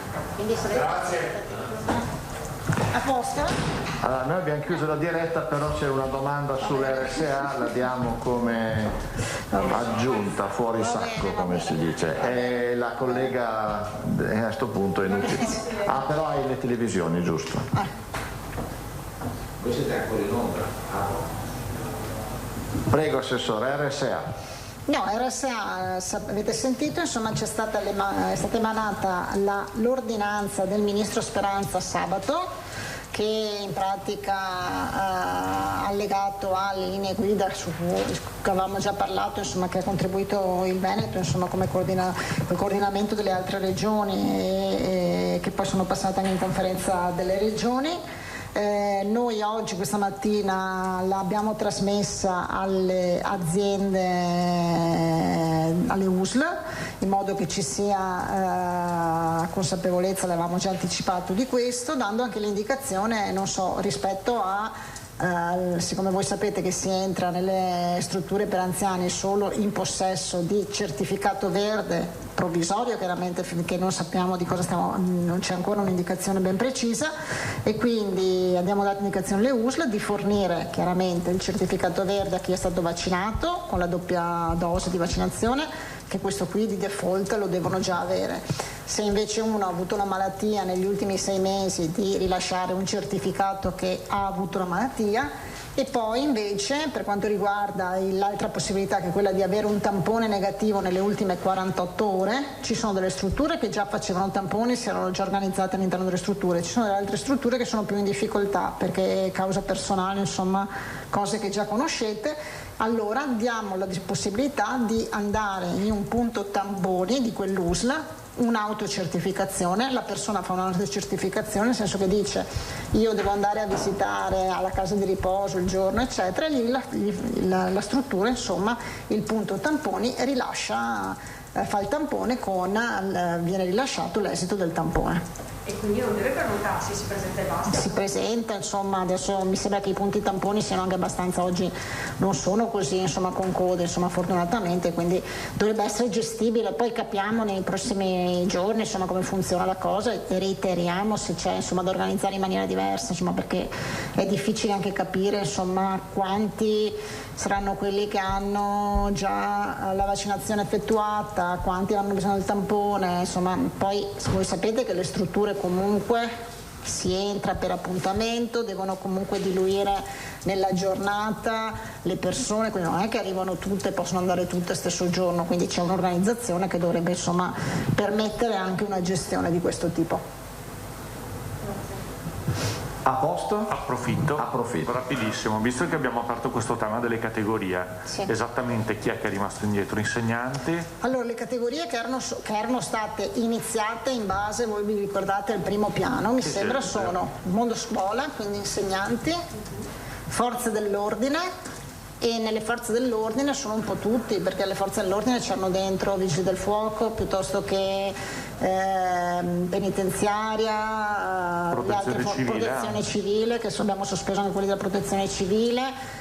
Ci sono anche i donatori di sangue, che è un'altra categoria che era iniziata e poi voi sapete arrivate la circolare fermatevi eccetera, tipo i donatori di sangue, insomma sono queste più o meno, non mi risulta ce ne siano altre. Azienda Zero, che ha tutti i database, ha una tabellina di quante persone stiamo parlando? Sì, mi sembra, no, noi abbiamo quelli che finora sono stati vaccinati, non so se abbiamo... Sulla corte, così sostanzialmente per capire di quante persone stiamo parlando. Che proviamo a capire se riusciamo ad estrapolare qualche dato, non so se abbiamo i dati finali, perché poi voi sapete che queste sono persone che sono di tutte le età, cioè non è che hanno 30 anni, 40, 50. Sì, alcune magari saranno entrate nel frattempo nella corte d'età. Quelle che sono già nella corte d'età chiaramente sono già sono i più giovani, secondo me, che sono forse rimasti indietro, oppure che non sono rientrati, non so, penso agli insegnanti, perché poi a un certo punto abbiamo comunque bloccato il personale scolastico. Va bene, grazie.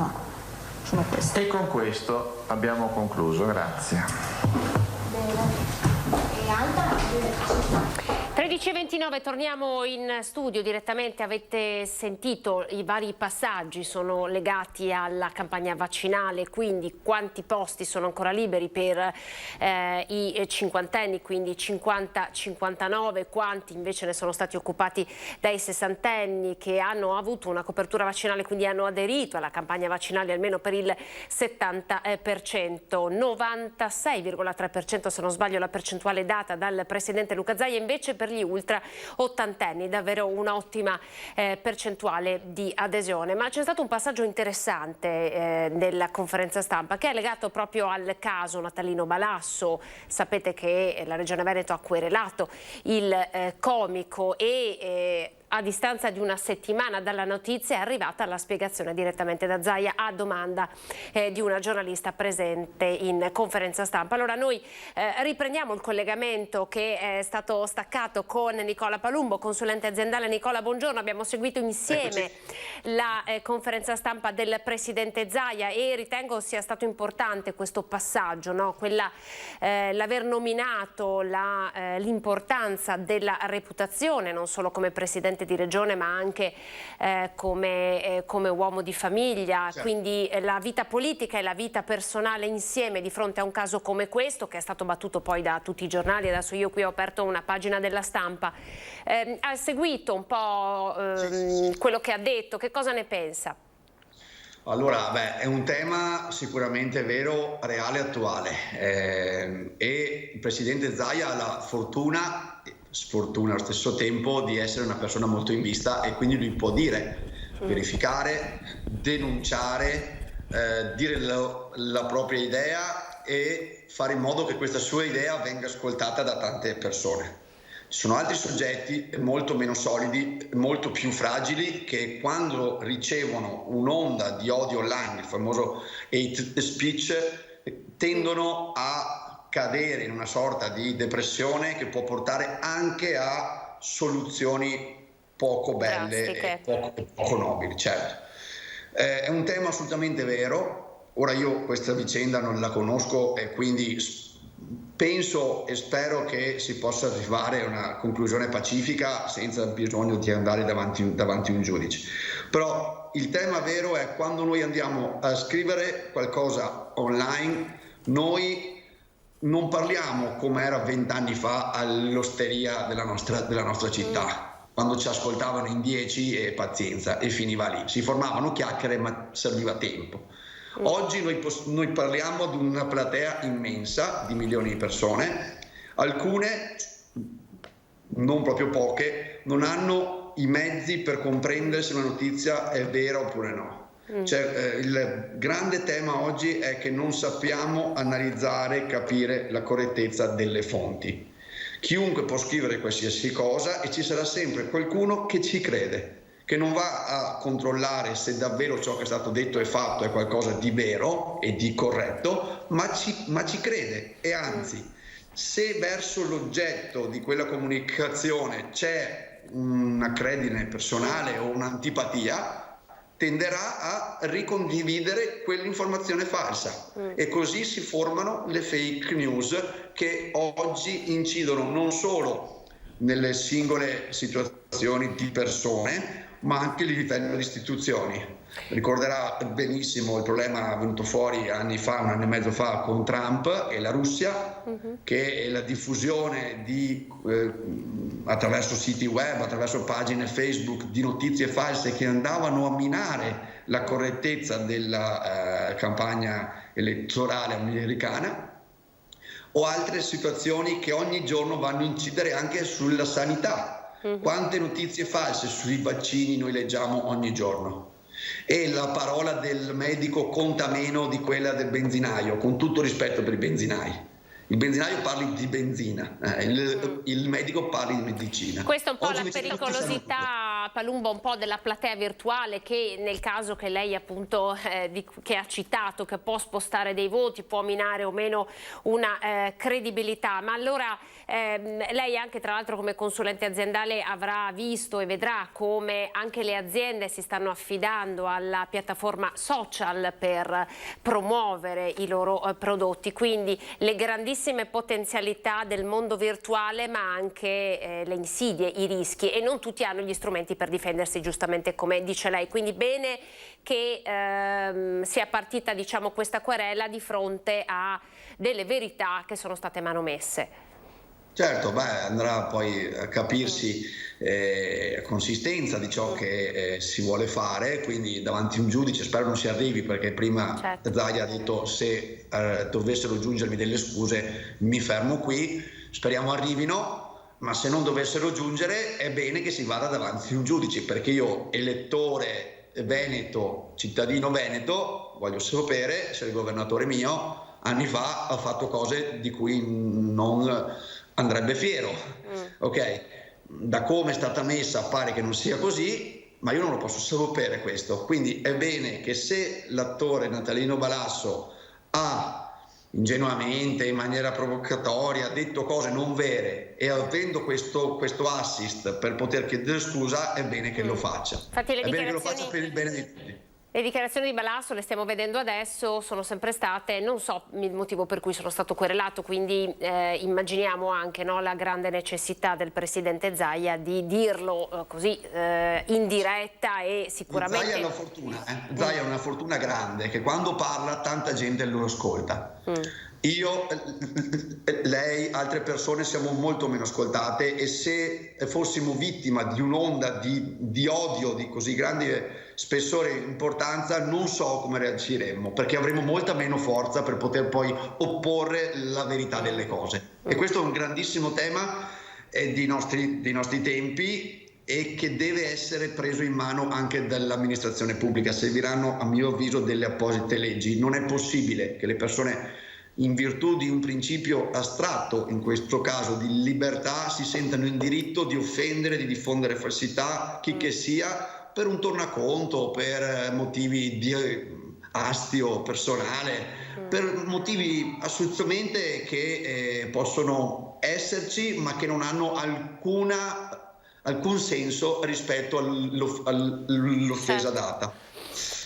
Questo è un grande tema e credo che si debba fare qualcosa a stretto giro. Ultimissima battuta, guardi, è appena stata battuta un'ansia dal sottosegretario alla salute Sileri, coprifuoco tra le 23 e le 24, ma non abolizione. Torniamo un po' a quello di cui abbiamo parlato prima, il coprifuoco potrebbe, e qui la diamo in diretta questa notizia, addirittura slittare alle 24. Ebbene, diciamo che non risolve quanto dicevo prima, nel senso che secondo me o lo togli o lo tieni, è una misura politica, quindi tra il toglierlo e lasciare com'è, la politica fa una mediazione. Non sempre la mediazione è la strada giusta. Capiamo, io in questo anno e mezzo ho preso nota che quello che viene detto finché non è decreto legge può essere cambiato 100.000 volte, quindi aspettiamo un attimo. Credo che però entro un mese vada tolto se i dati andranno come pare nella direzione giusta, questo senza dubbio. Grazie Nicola Palumbo anche per essersi ricollegato con noi, consulente aziendale. A lei, grazie. A voi tutti. A lei, salve. Arrivederci, buona giornata. Allora noi adesso vi facciamo vedere le previsioni del tempo, andiamo in pubblicità, poi parliamo di agenzie di viaggi. Come sta andando? Davvero la notizia di questo pass vaccinale starebbe disincentivando le prenotazioni sul territorio. Ne parleremo con un'esperta che ci racconterà anche che anno è stato e forse chissà che estate sarà. Proviamo a fare una previsione, tra poco.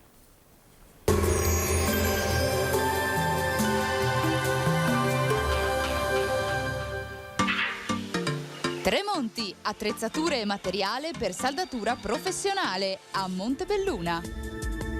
Benvenuti al meteo. Pressione atmosferica in declino, arriva una perturbazione. La giornata di lunedì 10 maggio sul nostro territorio sarà ancora asciutta, ma il tempo cambierà gradualmente con il passare delle ore. Vediamo dunque il dettaglio. Sul Veneto la grafica ci mostra una situazione buona, infatti sarà ampiamente soleggiato. Poi nuvolosità in aumento, verso sera qualche pioggia su rilievi e zone limitrofe, nella notte tra lunedì e martedì piogge più diffuse. Temperature stazionarie minime tra 10 e 14 gradi, massime comprese invece tra i 19 e i 24-25 gradi all'incirca. Ci spostiamo ora sul Friuli Venezia Giulia, anche qui scenario simile, sarà per lo più soleggiato, ma a seguire avremo maggiori addensamenti, rare precipitazioni. Temperature minime tra 10 e 14 gradi, massime sui 22-23 gradi.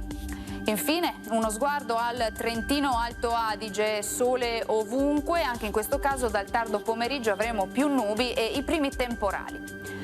Temperature minime intorno ai 12 gradi, massime infine sui 25 all'incirca. Dal meteo di Antenna 3 per ora è tutto, arrivederci al prossimo aggiornamento.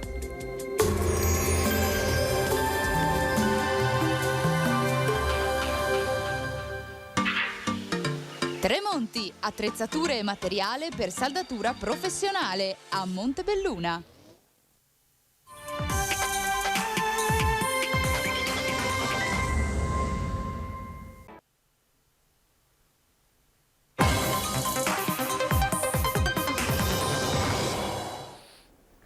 Buongiorno, ben ritrovati lunedì 10 maggio, mentre in Italia si inizia a parlare di allentare le restrizioni. Oggi il sottosegretario Sileri ha già detto che il coprifuoco potrebbe essere ritoccato oltre le 23, quindi dalle 23 alle 24, quindi potrebbe slittare addirittura di 2 ore. Intanto la stampa nazionale pubblica notizie come questa, guardate, la leggiamo nel Corriere della Sera. in Inghilterra via libera agli abbracci, oggi l'annuncio del Premier Johnson, il governo inizia ad allentare le restrizioni visto che i 2/3 della popolazione ha già avuto la prima dose di vaccino. Ricordiamo che praticamente tutta la popolazione è stata vaccinata con il siero AstraZeneca. Dunque via libera agli abbracci, dunque anche da noi, visto che la campagna vaccinale sta galoppando, abbiamo aperto questa edizione straordinaria con l'inaugurazione del nuovo hub vaccinale in provincia di Treviso all'ex Maber, capannone mai entrato in funzione, quindi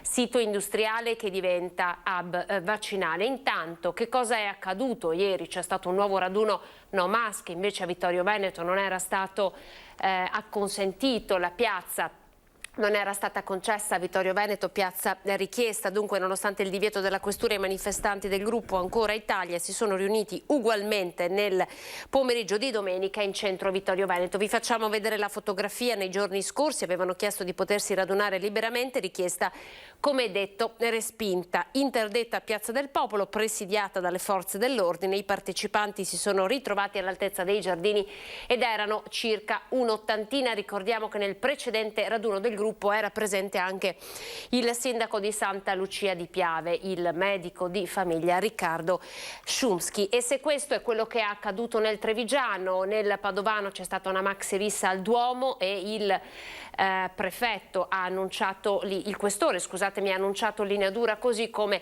l'assessore. Andiamo a vedere l'approfondimento realizzato dai colleghi della redazione di Padova e dopo torniamo in studio. Sabato sera esplode la violenza, ancora una rissa in pieno centro a Padova. Nelle immagini riprese da un cellulare si vedono i minuti concitati con l'intervento di vigili, poliziotti e carabinieri che cercano di calmare e bloccare un gruppo di giovani che avevano dato in escandescenze. Tutto è cominciato quando una ragazza in forte stato di agitazione, forse dovuto all'alcol o ad altre sostanze, ha iniziato a prendere a calci le vetrine dei negozi chiusi e a dare fastidio ai clienti di un bar. La ventenne era in compagnia di altri 3 ragazzi suoi coetanei, piuttosto violenti. Negli attimi concitati il gruppo ha aggredito e preso a calci un cameriere e un vigilante del locale che cercavano di allontanarli. Le forze dell'ordine alla fine sono riusciti a fermare un ventenne di Maserà che ha tentato la fuga. È stato identificato e denunciato per resistenza. Ora si sta vagliando anche la posizione della ragazza e degli altri 2 componenti della banda. Un sabato sera ad alta tensione a Padova perché la polizia impegnata nei controlli ha denunciato 14 no mask mentre stavano passeggiando nelle vie del centro città senza mascherina e oltre l'orario del coprifuoco. Si trattava di un'iniziativa di disobbedienza civile condivisa e rilanciata attraverso i social network da diversi gruppi negazionisti del Covid e no mask. La polizia li ha intercettati tra Palazzo della Valle e Listone e per loro sono scattate le multe. In zona Portello, invece, sulla scalinata lungo il Piovego sono stati identificati e multati 15 giovani che violando il coprifuoco stavano consumando alcolici senza rispettare le norme anti-Covid. Allora, questo è quello che è successo a Padova. Avete visto quello che è successo invece domenica a Vittorio Veneto. Io saluto e ringrazio per essere con noi Lidia Pagnanini, titolare di Viaggi in Mente, agenzia di viaggio del centro storico di Treviso. Lidia, buongiorno. Buongiorno, buongiorno. Senta Lidia, prima di iniziare a parlare di come si potrà viaggiare quest'estate, che effetto le ha fatto vedere queste immagini, quelle di Vittorio Veneto, quelle di Padova, mentre voi lottate per lavorare, lottate perché si possa essere liberi di viaggiare, di prenotare, perché ci si possa sentire sicuri e poi magari vedere scene di questo tipo, ma che effetto le fa? Sono abbastanza sconfortanti. Nel senso che noi siamo un settore, credo che siamo tutti attenuti alle regole, siamo rimasti chiusi per lunghissimo tempo, abbiamo ovviamente appena riaperto con la possibilità di iniziare veramente seriamente a lavorare senza nessuna ulteriore chiusura. Tutte queste manifestazioni, tutti questi raduni in questo momento ci sono poco rispettosi per chi si è sempre attenuto, voglio dire, alle regolamentazioni. Anche perché possono minare di fatto una ripresa, nel senso che potrebbero innescare dei contagi, visto che insomma la regola del non fare assembramenti ovviamente non viene rispettata, e quindi mettere nuovamente in discussione questo lento percorso verso la ripartenza che ovviamente voi state auspicando. Certo, assolutamente sì, perché adesso che la campagna vaccinale sta funzionando molto bene, finalmente si è raggiunto un numero molto alto di vaccinati al giorno, tutti ci auguriamo di andare, voglio dire, che piano piano tutte queste linee vadano scemando, queste linee dure di chiusure. Come sta andando? Allora, come sta andando? Le sembra, cioè sta piano piano ripartendo tutto il settore delle prenotazioni dei viaggi, oppure possiamo dire, insomma, che siete ancora abbastanza fermi? Allora, piano piano in realtà sta ripartendo, è ritornata la voglia assolutamente di viaggiare, quindi persone che chiamano, si informano, preventivi, assolutamente. L'unica cosa che le persone, ma anche noi stessi, vorremmo avere sono delle linee guida un po' più chiare, perché ancora c'è molta confusione su come si potrà viaggiare, come ci si potrà muovere, come ci si potrà spostare. Vero è che tutta questa confusione ha comunque portato anche in agenzia persone che magari prima erano più autonome nella prenotazione, invece adesso assolutamente si affidano a noi. Quindi da un lato si ha bisogno di una voce sicura, diciamo di un organo, di un ente che possa certificare e dire e dare il via libera alla partenza, ma voi esattamente che cosa sapete di questo pass vaccinale? Allora, noi sappiamo esattamente quello che sapete, che sappiamo tutti, nel senso quello che apprendiamo dai telegiornali, dai media, dai giornali, ma sappiamo ancora poco. Ci risulta che dal 15 sarà attivo in Italia, che dal 1 giugno sarà attivo in Europa, che con questo Green Pass si potrà viaggiare, diciamo, tra le regioni, tra i vari paesi della Comunità Europea, però ancora proprio di preciso non sappiamo, non ci sono delle linee precise e chiare. A voi non è arrivato nulla comunque?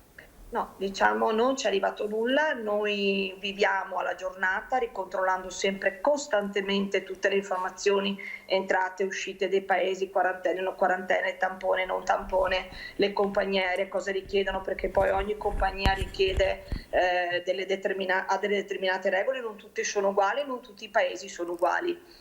E poi quindi la sicurezza che ha il cliente è quello di essere costantemente tranquillo che si presenta all'aeroporto e verrà imbarcato. Voi potreste anche diventare il tramite attraverso cui far validare il pass, perché ad esempio potrebbe essere che chi prenota un viaggio in un'agenzia di viaggio dovrà esibire a voi il suo passaporto, il suo lasciapassare. Se voi foste istituiti di un ruolo di questo tipo, come la vedrebbe? Lei ovviamente le chiedo di parlare a nome della categoria, se si può. Sì, certo, assolutamente io parlo a nome della categoria, anche perché noi facciamo parte del gruppo MAVI, che è il più grande movimento associazione delle agenzie italiane. Dico che già lo siamo in realtà, perché siamo già noi che mettiamo il codice del tampone dentro il biglietto, quindi sicuramente sarà da inserire anche un Green Pass. Ci sono da ottenere tutte delle autodichiarazioni per entrare nei paesi, non sono così semplici da compilare, da inviare, quindi diciamo che i clienti comunque si affidano all'agente di viaggio, in questo momento sono disorientati, cercano sicurezza e vogliono viaggiare, ma vogliono essere anche tranquilli di poter viaggiare. Senta, che cosa vi stanno chiedendo? Cioè, quali sono adesso un po' le mete? Abbiamo visto che ci sono alcune isole in cui si può parlare già di immunità di gregge, cioè ci sono delle preferenze? Allora quello sì, che viene richiesto. Le prime informazioni, le prime prenotazioni sono state sulla nostra Italia e per la tranquillità, diciamo, di viaggiare in Italia e comunque tantissimi anche per la voglia di far ripartire le aziende italiane, il turismo in Italia, di far ripartire un po' l'economia. Qualcuno sta chiedendo, qualche prenotazione a dire la verità per qualche paese europeo è arrivata, o soggiorni mare, diciamo, quindi la Spagna o la Grecia, o qualche prenotazione per il nord Europa che magari pensano sia meno affollato, che ci sia meno possibilità di assembramento, di fare una vacanza, voglio dire, un po' più green, un po' più distanziati. Anche il fatto di abolire la quarantena per chi arriva può essere una buona mossa, secondo lei? Assolutamente sì, perché speriamo che questa qui è sicuramente uno strumento che aiuterà tantissimo il turismo, perché rientrare, si pensi, da una vacanza magari in Grecia, dover fare ulteriori 5 giorni a casa, vorrebbe dire avere una settimana in più di ferie per qualcuno, e non è sempre così, magari spesso si ha una settimana, non se ne hanno 2, o comunque uno non è disposto a rientrare a fare 5 giorni di quarantena. Che tipo di sostegno è arrivato alla sua categoria, la categoria che lei rappresenta? Lei mi raccontava insomma, di avere ancora dipendenti in cassa integrazione, perché sì, stanno ripartendo le prenotazioni, ma non si può dire che stiate lavorando ancora a regime. No, assolutamente non lavora ancora a regime. Io ho tutti i dipendenti in cassa integrazione, questo è stato sicuramente uno strumento che è ancora attuale, che sì, fino al 31 dicembre si è confermata la cassa integrazione, anche se speriamo insomma qualcuno possa assolutamente rientrare prima sul banco di lavoro. Sono arrivati gli sostegni sia statali sia regionali, ma ovviamente non abbastanza cospicui da far fronte a una situazione di questo tipo. Che cosa prevede lei sulla base insomma, delle notizie che stiamo ricevendo? I decessi sono in calo, i contagi sono in calo, la campagna vaccinale sta correndo. Lei ritiene che comunque anche quest'anno sarà un'estate diciamo, da passare all'interno dei confini nazionali, o si possa già immaginare con questo famoso pass vaccinale, perché da qui a luglio davvero una buona fetta di popolazione, sentendo anche i numeri che ha dato Zaia, sarà vaccinata? Lei pensa che si possa immaginare di uscire dai confini e tornare a viaggiare, non dico come prima, ma insomma sicuramente un po' di più? Allora, io sinceramente sì, sarà che sono molto ottimista, sono positiva, credo nella scienza, quindi secondo me con la campagna di vaccinazione è l'unica via d'uscita. Stiamo andando bene, se ci guardiamo intorno, voglio dire Israele, per dire la Gran Bretagna, sono tornati direi quasi alla vita di prima. Ok, quindi se andiamo avanti così, se stiamo un po' tutti alle regole, se non approfittiamo di questa poca libertà subito per infrangere tutte le leggi, ma aspettiamo questa vaccinazione, secondo me ci sono buonissime possibilità di tornare in breve tempo, perché la voglia nelle persone c'è assolutamente, la voglia di viaggiare c'è, sono pronti a partire. Chiaramente ci vuole un po' di chiarezza, capire come si può uscire, come si può rientrare e via dicendo. Quindi lei ha ricevuto richieste di prenotazione ad esempio per il Regno Unito oppure per Israele, complice il fatto che siano già paesi parzialmente immunizzati? Allora, richieste di prenotazione no, cioè nel senso qualche preventivo, però parliamo da ottobre in poi, comunque verso l'autunno. Le conferme che sono arrivate finora, ovviamente le crociere che nel nostro Mediterraneo, voglio dire, non hanno, è da un po' di mesi che cominciano a funzionare, no? C'è una bella rotazione di crociere, parecchie prenotazioni in Italia che vanno dall'agriturismo a soggiorno mare a soggiorno montagna, qualche prenotazione all'estero, ma non ancora fuori Europa assolutamente, qualche idea di un primo preventivo. E in Inghilterra, per l'Inghilterra qualche richiesta, ma non nessuna conferma ancora. E crociere, perché è attivo il protocollo che per salire sulla crociera, visto che è un'unità epidemiologica, si deve fare il tampone, giusto? Sì, per entrare in crociera si fa il tampone assolutamente prima di salire a bordo. A bordo ci sono mantenuti tutti i distanziamenti, c'è il controllo della febbre costante, la temperatura, la significazione degli ambienti, per cui diciamo che è una vacanza sicura e tante famiglie la stanno prenotando, devo essere sincera, tante richieste per la crociera. Ultima battuta, secondo lei si sono alzati i prezzi o si sono abbassati ad esempio quelli dei voli? Direi di no, direi che si sono alzati. Anche perché a rigor di logica, se pensiamo un pullman metà occupazione, certo. Un hotel metà occupazione, cioè alla fine comunque il personale c'è, il personale costa, i costi fissi ci sono e a logica si sono alzati in ogni caso, cioè non... Un pochino sì. Un pochino sì. Beh, insomma, ci sta, come abbiamo visto anche in alcuni bar alzarsi il prezzo del caffè, ci sta, sono tutti settori che devono ripartire. Grazie Lidia di Viaggi in Mente, grazie per essere stata in nostra compagnia, ci aggiorniamo nella speranza insomma che questa parziale ripresa a cui abbiamo appena accennato possa davvero essere solo l'inizio. Grazie, arrivederci, buon lavoro. Grazie a voi, arrivederci. Allora, io vi ricordo ovviamente che questa sera torna Ring, il programma di formazione di prima serata in onda tutti i lunedì e tutti i martedì a partire dalle 21:15 con Ferdinando Avarino, ci saranno il direttore del Gazzettino Roberto Papetti, poi il sindaco di Treviso Mario Conte, Luigi Susin di Fratelli d'Italia, Elena Ostanel per il Veneto che vogliamo, Iuri, imprenditore, e poi Eric Grimaldi, avvocato, cure domiciliari. Fatemi capire se ci dobbiamo fermare con la pubblicità, altrimenti andiamo avanti con le notizie di cronaca che abbiamo preparato, perché purtroppo c'è stato un gravissimo incidente, un incidente mortale al Mugello, è morto un veterinario padovano, pilota. Se possiamo mandare in onda il servizio realizzato dalla redazione di Padova, allora ve lo facciamo vedere. Dramma all'autodromo del Mugello, a perdere la vita in un incidente durante il trofeo italiano amatori, il padovano Stelvio Buoretto, 59 anni, veterinario molto noto in tutta la provincia. Residente a Pontelongo, aveva però lo studio ad Albignasego. Il pilota è rimasto coinvolto, con altri partecipanti, in un incidente di gara nel quale ha riportato le lesioni più gravi. Subito soccorso e rianimato in pista dallo staff medico del Mugello, il 59enne è stato trasportato al centro medico del circuito, dove però è deceduto. Federmoto, il promotore del trofeo, e l'autodromo del Mugello hanno congiuntamente deciso l'interruzione della manifestazione.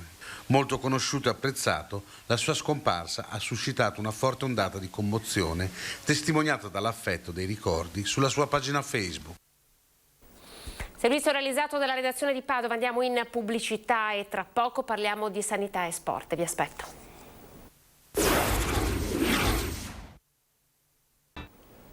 Buongiorno, ben ritrovati, 14.07, questa è l'ultima parte della nostra edizione straordinaria. Vi abbiamo raccontato tante cose, spiegandovi anche come a breve potrebbe slittare il coprifuoco, come piano piano le restrizioni con cui siamo stati abituati a convivere ormai da un anno a questa parte potrebbero allentarsi, e molte di queste restrizioni riguardano anche il mondo dello sport. Si potrà tornare a breve a fare sport, sapete che a breve riapriranno anche le piscine coperte. Allora, in tema di sport abbiamo voluto agganciare un articolo molto interessante che è uscito nei giorni scorsi, ma che parla di uno studio shock, oserei dire, del LULS 2 di Treviso. Allora, intanto vi presento il dottor Patrizio Sarto, direttore dell'unità operativa complessa di medicina dello sport del LULS 2. Buongiorno. Buongiorno a voi e grazie per l'invito. Allora, noi l'abbiamo invitata perché Circulation, che è una rivista, lei ci raccontava essere la rivista a livello mondiale la più importante che riguarda diciamo la branca della cardiologia, certo, ha pubblicato uno studio che è tutto vostro, redatto in collaborazione con l'Università di Padova. Sì. Allora, che cosa dice questo studio? Che cosa avete scoperto? Beh, questo è, penso dire, una delle ricerche scientifiche più importanti nella storia dello screening italiano. Ricordo che inizia nel 1992 con un decreto legge che obbliga tutti gli atleti, per poter partecipare a sport, devono sottoporsi a una valutazione medico-sportiva. Questo è un po' una conferma, se mai ce ne fosse stato ancora bisogno, dell'importanza della medicina dello sport e di come è organizzato lo screening nella popolazione sportiva italiana. In Italia i ragazzi periodicamente vengono sottoposti ogni anno ad una valutazione che prevede una serie di cose, tra cui la visita medica, l'elettrocardiogramma, la prova da sforzo. E questo era finalizzato a come dire, consolidare la possibilità di poter favorire lo sport a questa popolazione. Il nostro studio cosa ha dimostrato, ed è, lei l'ha già detto in apertura, viene svolto in collaborazione con l'Università di Padova, ma è stato eseguito per tutte le sue sfaccettature presso la medicina dello sport della nostra azienda. Ha dimostrato che ha dato la risposta al perché gli atleti devono essere visitati ogni anno. E abbiamo dimostrato che le patologie a rischio di morte improvvisa, che sono presenti nella popolazione giovanile, erroneamente troppo spesso si considera la popolazione giovanile sana per definizione. Perché giovane? Perché giovane. E questo è un errore gravissimo. Anche qualche mio collega ha questa idea, ed è un errore molto importante, perché l'epidemiologia, la scienza medica molto importante che ci racconta come sono distribuite le malattie nella popolazione, ci spiega che nella popolazione giovanile sono presenti le malattie genetiche. Noi di questo ci occupiamo, di malattie a trasmissione a carattere genetico, quindi delle cardiomiopatie prevalentemente. E cosa abbiamo dimostrato? Che nel 40% delle diagnosi avviene alla prima visita, ma il 60% dalla seconda in poi. Cioè ad ogni anno emerge qualche patologia che avremmo perso se lo screening fosse fatto, come una ricerca scientifica da poco pubblicata da un gruppo inglese, in un'unica volta nella storia sportiva di quel ragazzo. Quindi in Inghilterra, lo dicevamo prima dietro le quinte, in Inghilterra funziona così, si fa un unico screening e poi la vita di un giovane atleta, la vita sportiva intendo, ha il via libera. Va per la sua strada, sì. Nel 2018 e da lì nasce la voglia di lavorare con il professor Corrado e il professor Zorzi dell'Università di Padova e la professoressa Cristina Basso e il professor Gaetano Tiene. Perché? Perché usciva un articolo estremamente importante dove descrivevano che un gruppo inglese che nella modalità operativa anglosassone, unica visita all'età di 16 anni, si erano, usiamo questo termine non molto tecnicamente bello, ma perso per strada 6 giovani con patologie, perché a 16 anni non erano emerse queste patologie, i quali sono morti però. Allora, come sul tavolo che cosa avete messo? Quindi lo studio, questo periodo di osservazione, su che cosa si è concentrato? Noi ci siamo concentrati sui nostri 17.127 ragazzi che abbiamo visitato nella nostra azienda e abbiamo valutato le 53.000 valutazioni in questi 10 anni. Abbiamo cercato di tirar fuori attraverso il nostro sistema, che è un po' forse unico in Italia di raccolta dati.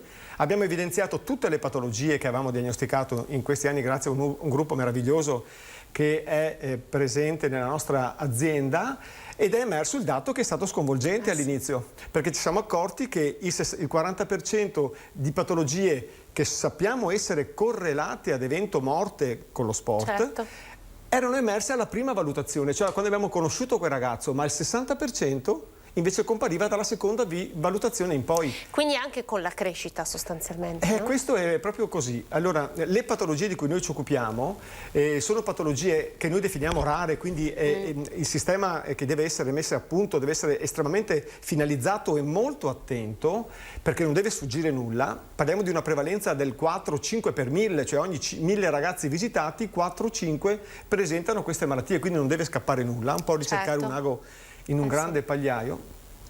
E il dato è stato questo. Abbiamo quindi valutato i nostri ragazzi, li abbiamo messi in relazione al momento della valutazione e quali sono le patologie? Sono le cardiomiopatie, cioè le malattie prevalentemente muscolari e che sono tutte malattie genetiche. Però non esiste solo quello.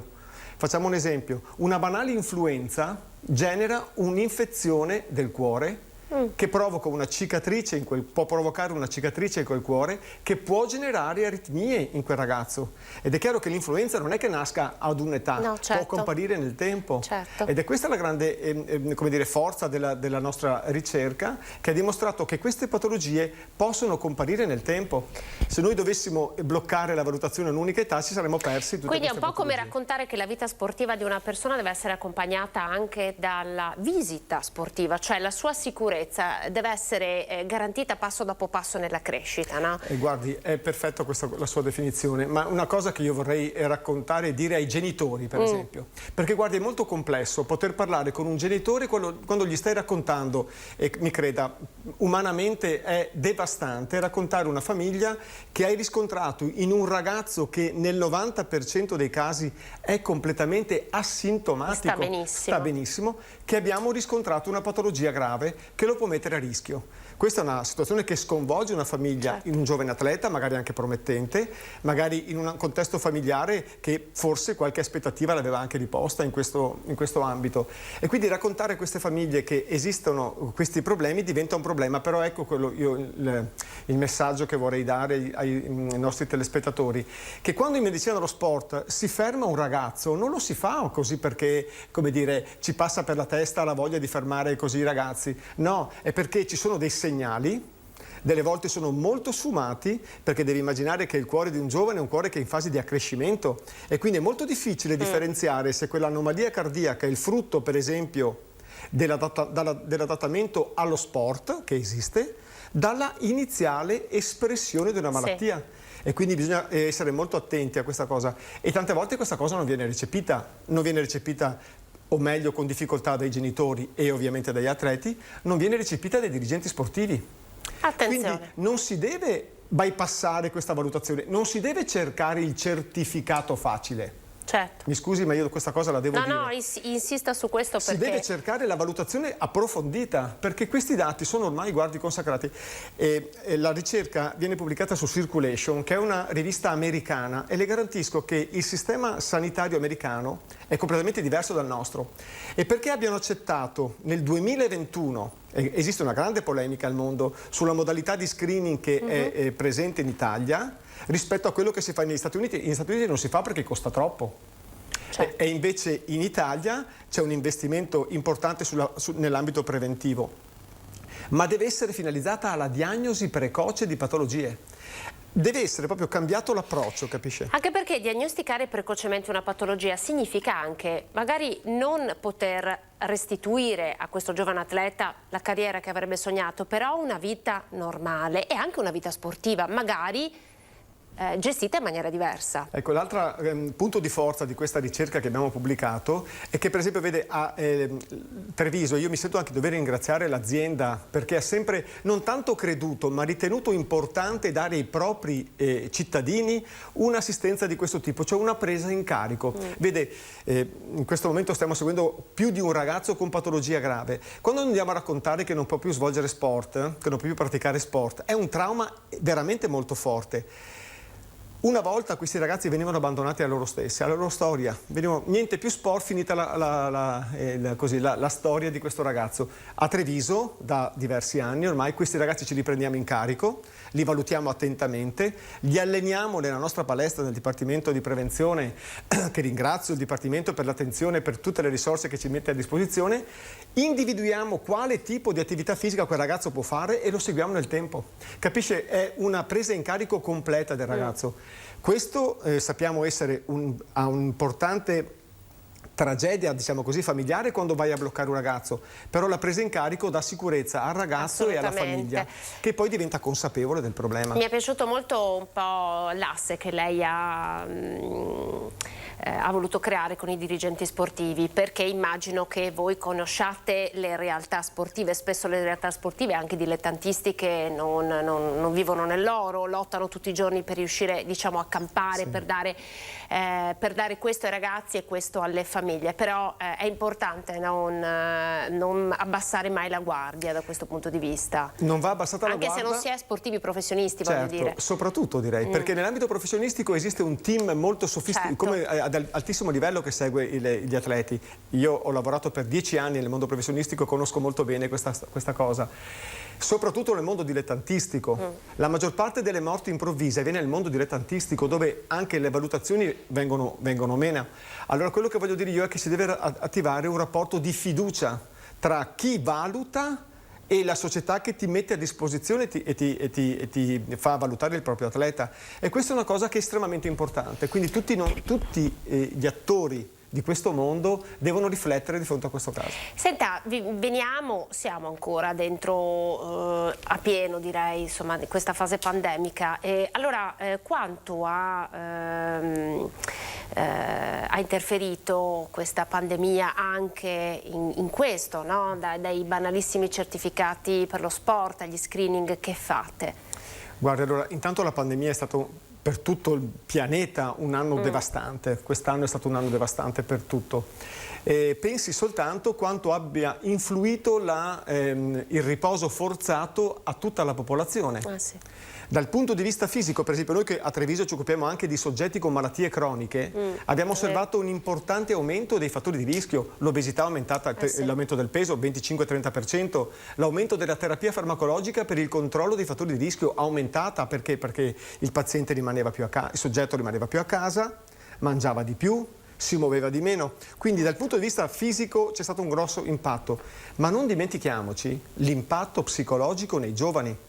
È ormai dato certo che il problema psicologico è stato ha colpito fortemente i nostri ragazzi. Fenomeni depressivi, ricerca costantemente di consulenze nell'ambito neuropsichiatrico, perché ovviamente in questo contesto sono emerse quelle alterazioni che erano anche il fatto che il loro mondo sia diventato molto digitale, no? L'interfaccia sia stato quello appunto di un cellulare piuttosto che un campetto sportivo. L'aspetto relazionale è venuto meno e questo ha portato da una parte a come attivare sicuramente l'abilità digitale, ma dall'altra parte l'aspetto relazionale, il movimento, e quindi è stato fortemente compromesso. Ed è chiaro che adesso la ripresa deve avvenire. Mi pare che siamo nella strada buona, giusta. Il Ministero, con un decreto del 13 gennaio, ha chiesto di rivalutare i giovani atleti che siano stati colpiti dal Covid. C'è una circolare ministeriale. E questa valutazione, lo vorrei dire anche in questo contesto perché siete molto seguiti, non è che serve rivisitare, riserve un nuovo certificato, è sbagliato approcciarsi in questo modo, è una rivalutazione clinica. Cioè bisogna capire se questo virus maledetto, invisibile, devastante, possa aver colpito il cuore dei ragazzi. Quindi vanno valutati per escludere se esiste un interessamento cardiaco prevalentemente, ma non solo. Pensi molto il long all'aspetto Covid lo stanno studiando adesso. Esattamente, e quindi per escludere la presenza di come dire, conseguenze da un'infezione. È chiaro che dipenderà se il giovane è stato completamente e vero asintomatico, 40-60%, dai veri sintomatici. Ecco, quindi lei dice che il fatto di essere asintomatico o meno cambia, perché ovviamente quando lei immagina, se l'infezione virale ti determina un dolore muscolare diffuso, significa che c'è un'infiammazione generalizzata, il cuore non è che sia staccato dal nostro corpo, e quindi è chiaro che la sintomatologia, la tosse, la febbre, l'astenia marcata, i dolori muscolari possono accompagnare interessamento di altri organi. Non a caso a Treviso abbiamo trovato più di una situazione particolare, patologie gastrointestinali importanti, sospetti di versamenti pericardici, cioè una raccolta di liquido in quel sacchetto che avvolge il cuore. Abbiamo fatto una ricerca che è ancora in via di valutazione con l'Università di Siena, in questo caso invece, dove abbiamo studiato quasi 100 ragazzi e abbiamo cercato di capire se c'era un'alterazione del cuore. I dati nostri sono tra il 3 e il 4%, è possibile trovare un'alterazione di questo tipo.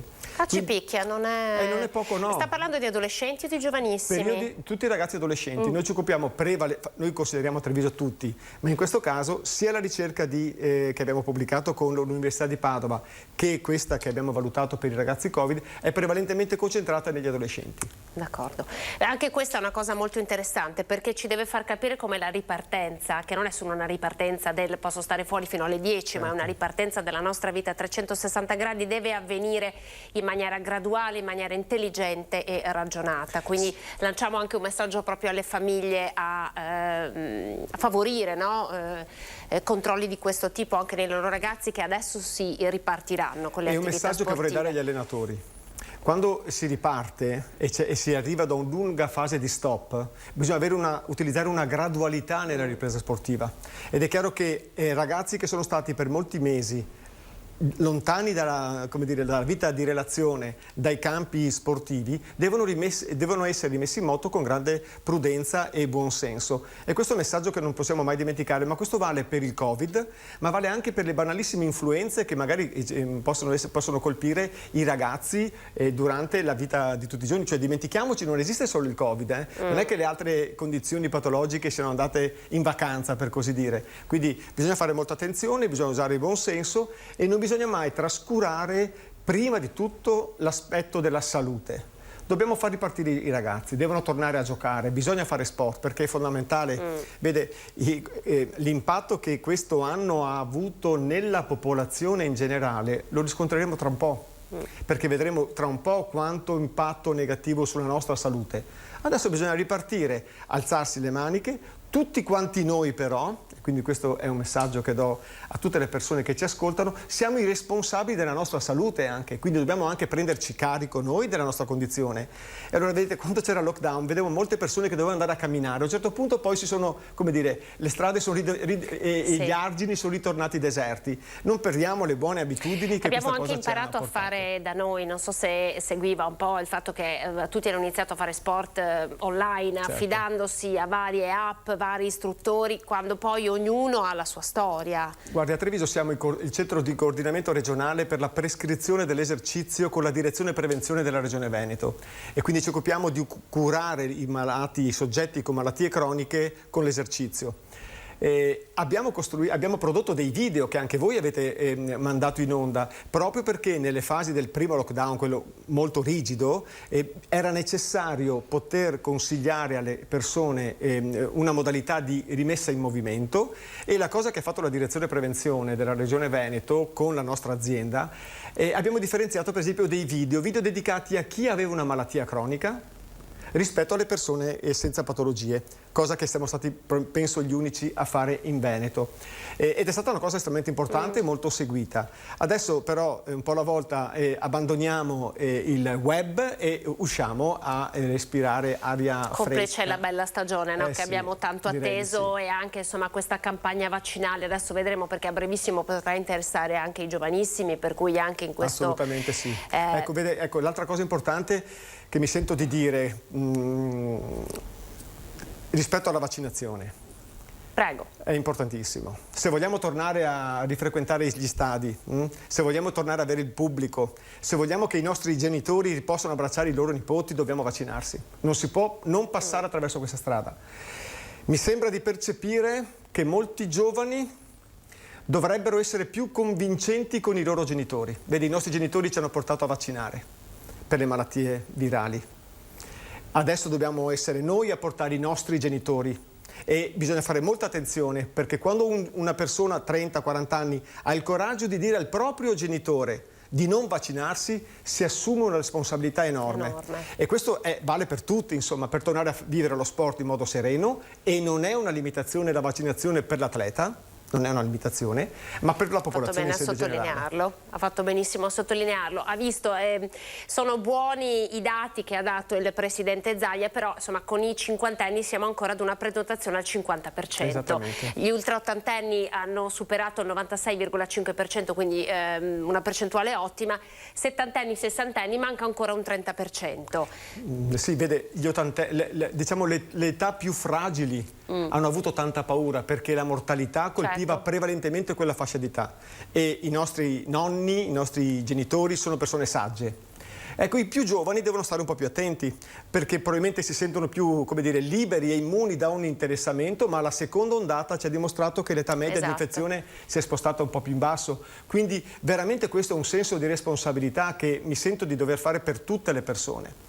Io insisto nel dire che dobbiamo avere la forza, la serietà di affidarsi alla scienza e di prendere per mano i nostri genitori e portarli a vaccinare, perché sento purtroppo che questa cosa sta passando un po' troppo, come dire, si sta affrontando in modo superficiale questo aspetto, e qui c'è grande senso di responsabilità. Quindi se devo portare poi acqua al mondo dello sport, se vogliamo tornare a vivere lo sport in tutte le sue espressioni, dobbiamo essere vaccinati, altrimenti la cosa diventa problematica. Grazie. Grazie al dottor Patrizio Sarto, direttore dell'unità operativa complessa della medicina dello sport dell'ULSS 2. Complimenti ovviamente per il lavoro che sta facendo con la sua equipe, e grazie per averci aiutato a concludere questa edizione straordinaria con questo messaggio così importante. Grazie a voi e grazie a lei per questo invito. Noi abbiamo terminato, grazie per essere stati in nostra compagnia. Vi ricordo che l'informazione torna sui nostri schermi a partire dalle 18:30 con l'edizione regionale dei nostri notiziari. Arrivederci.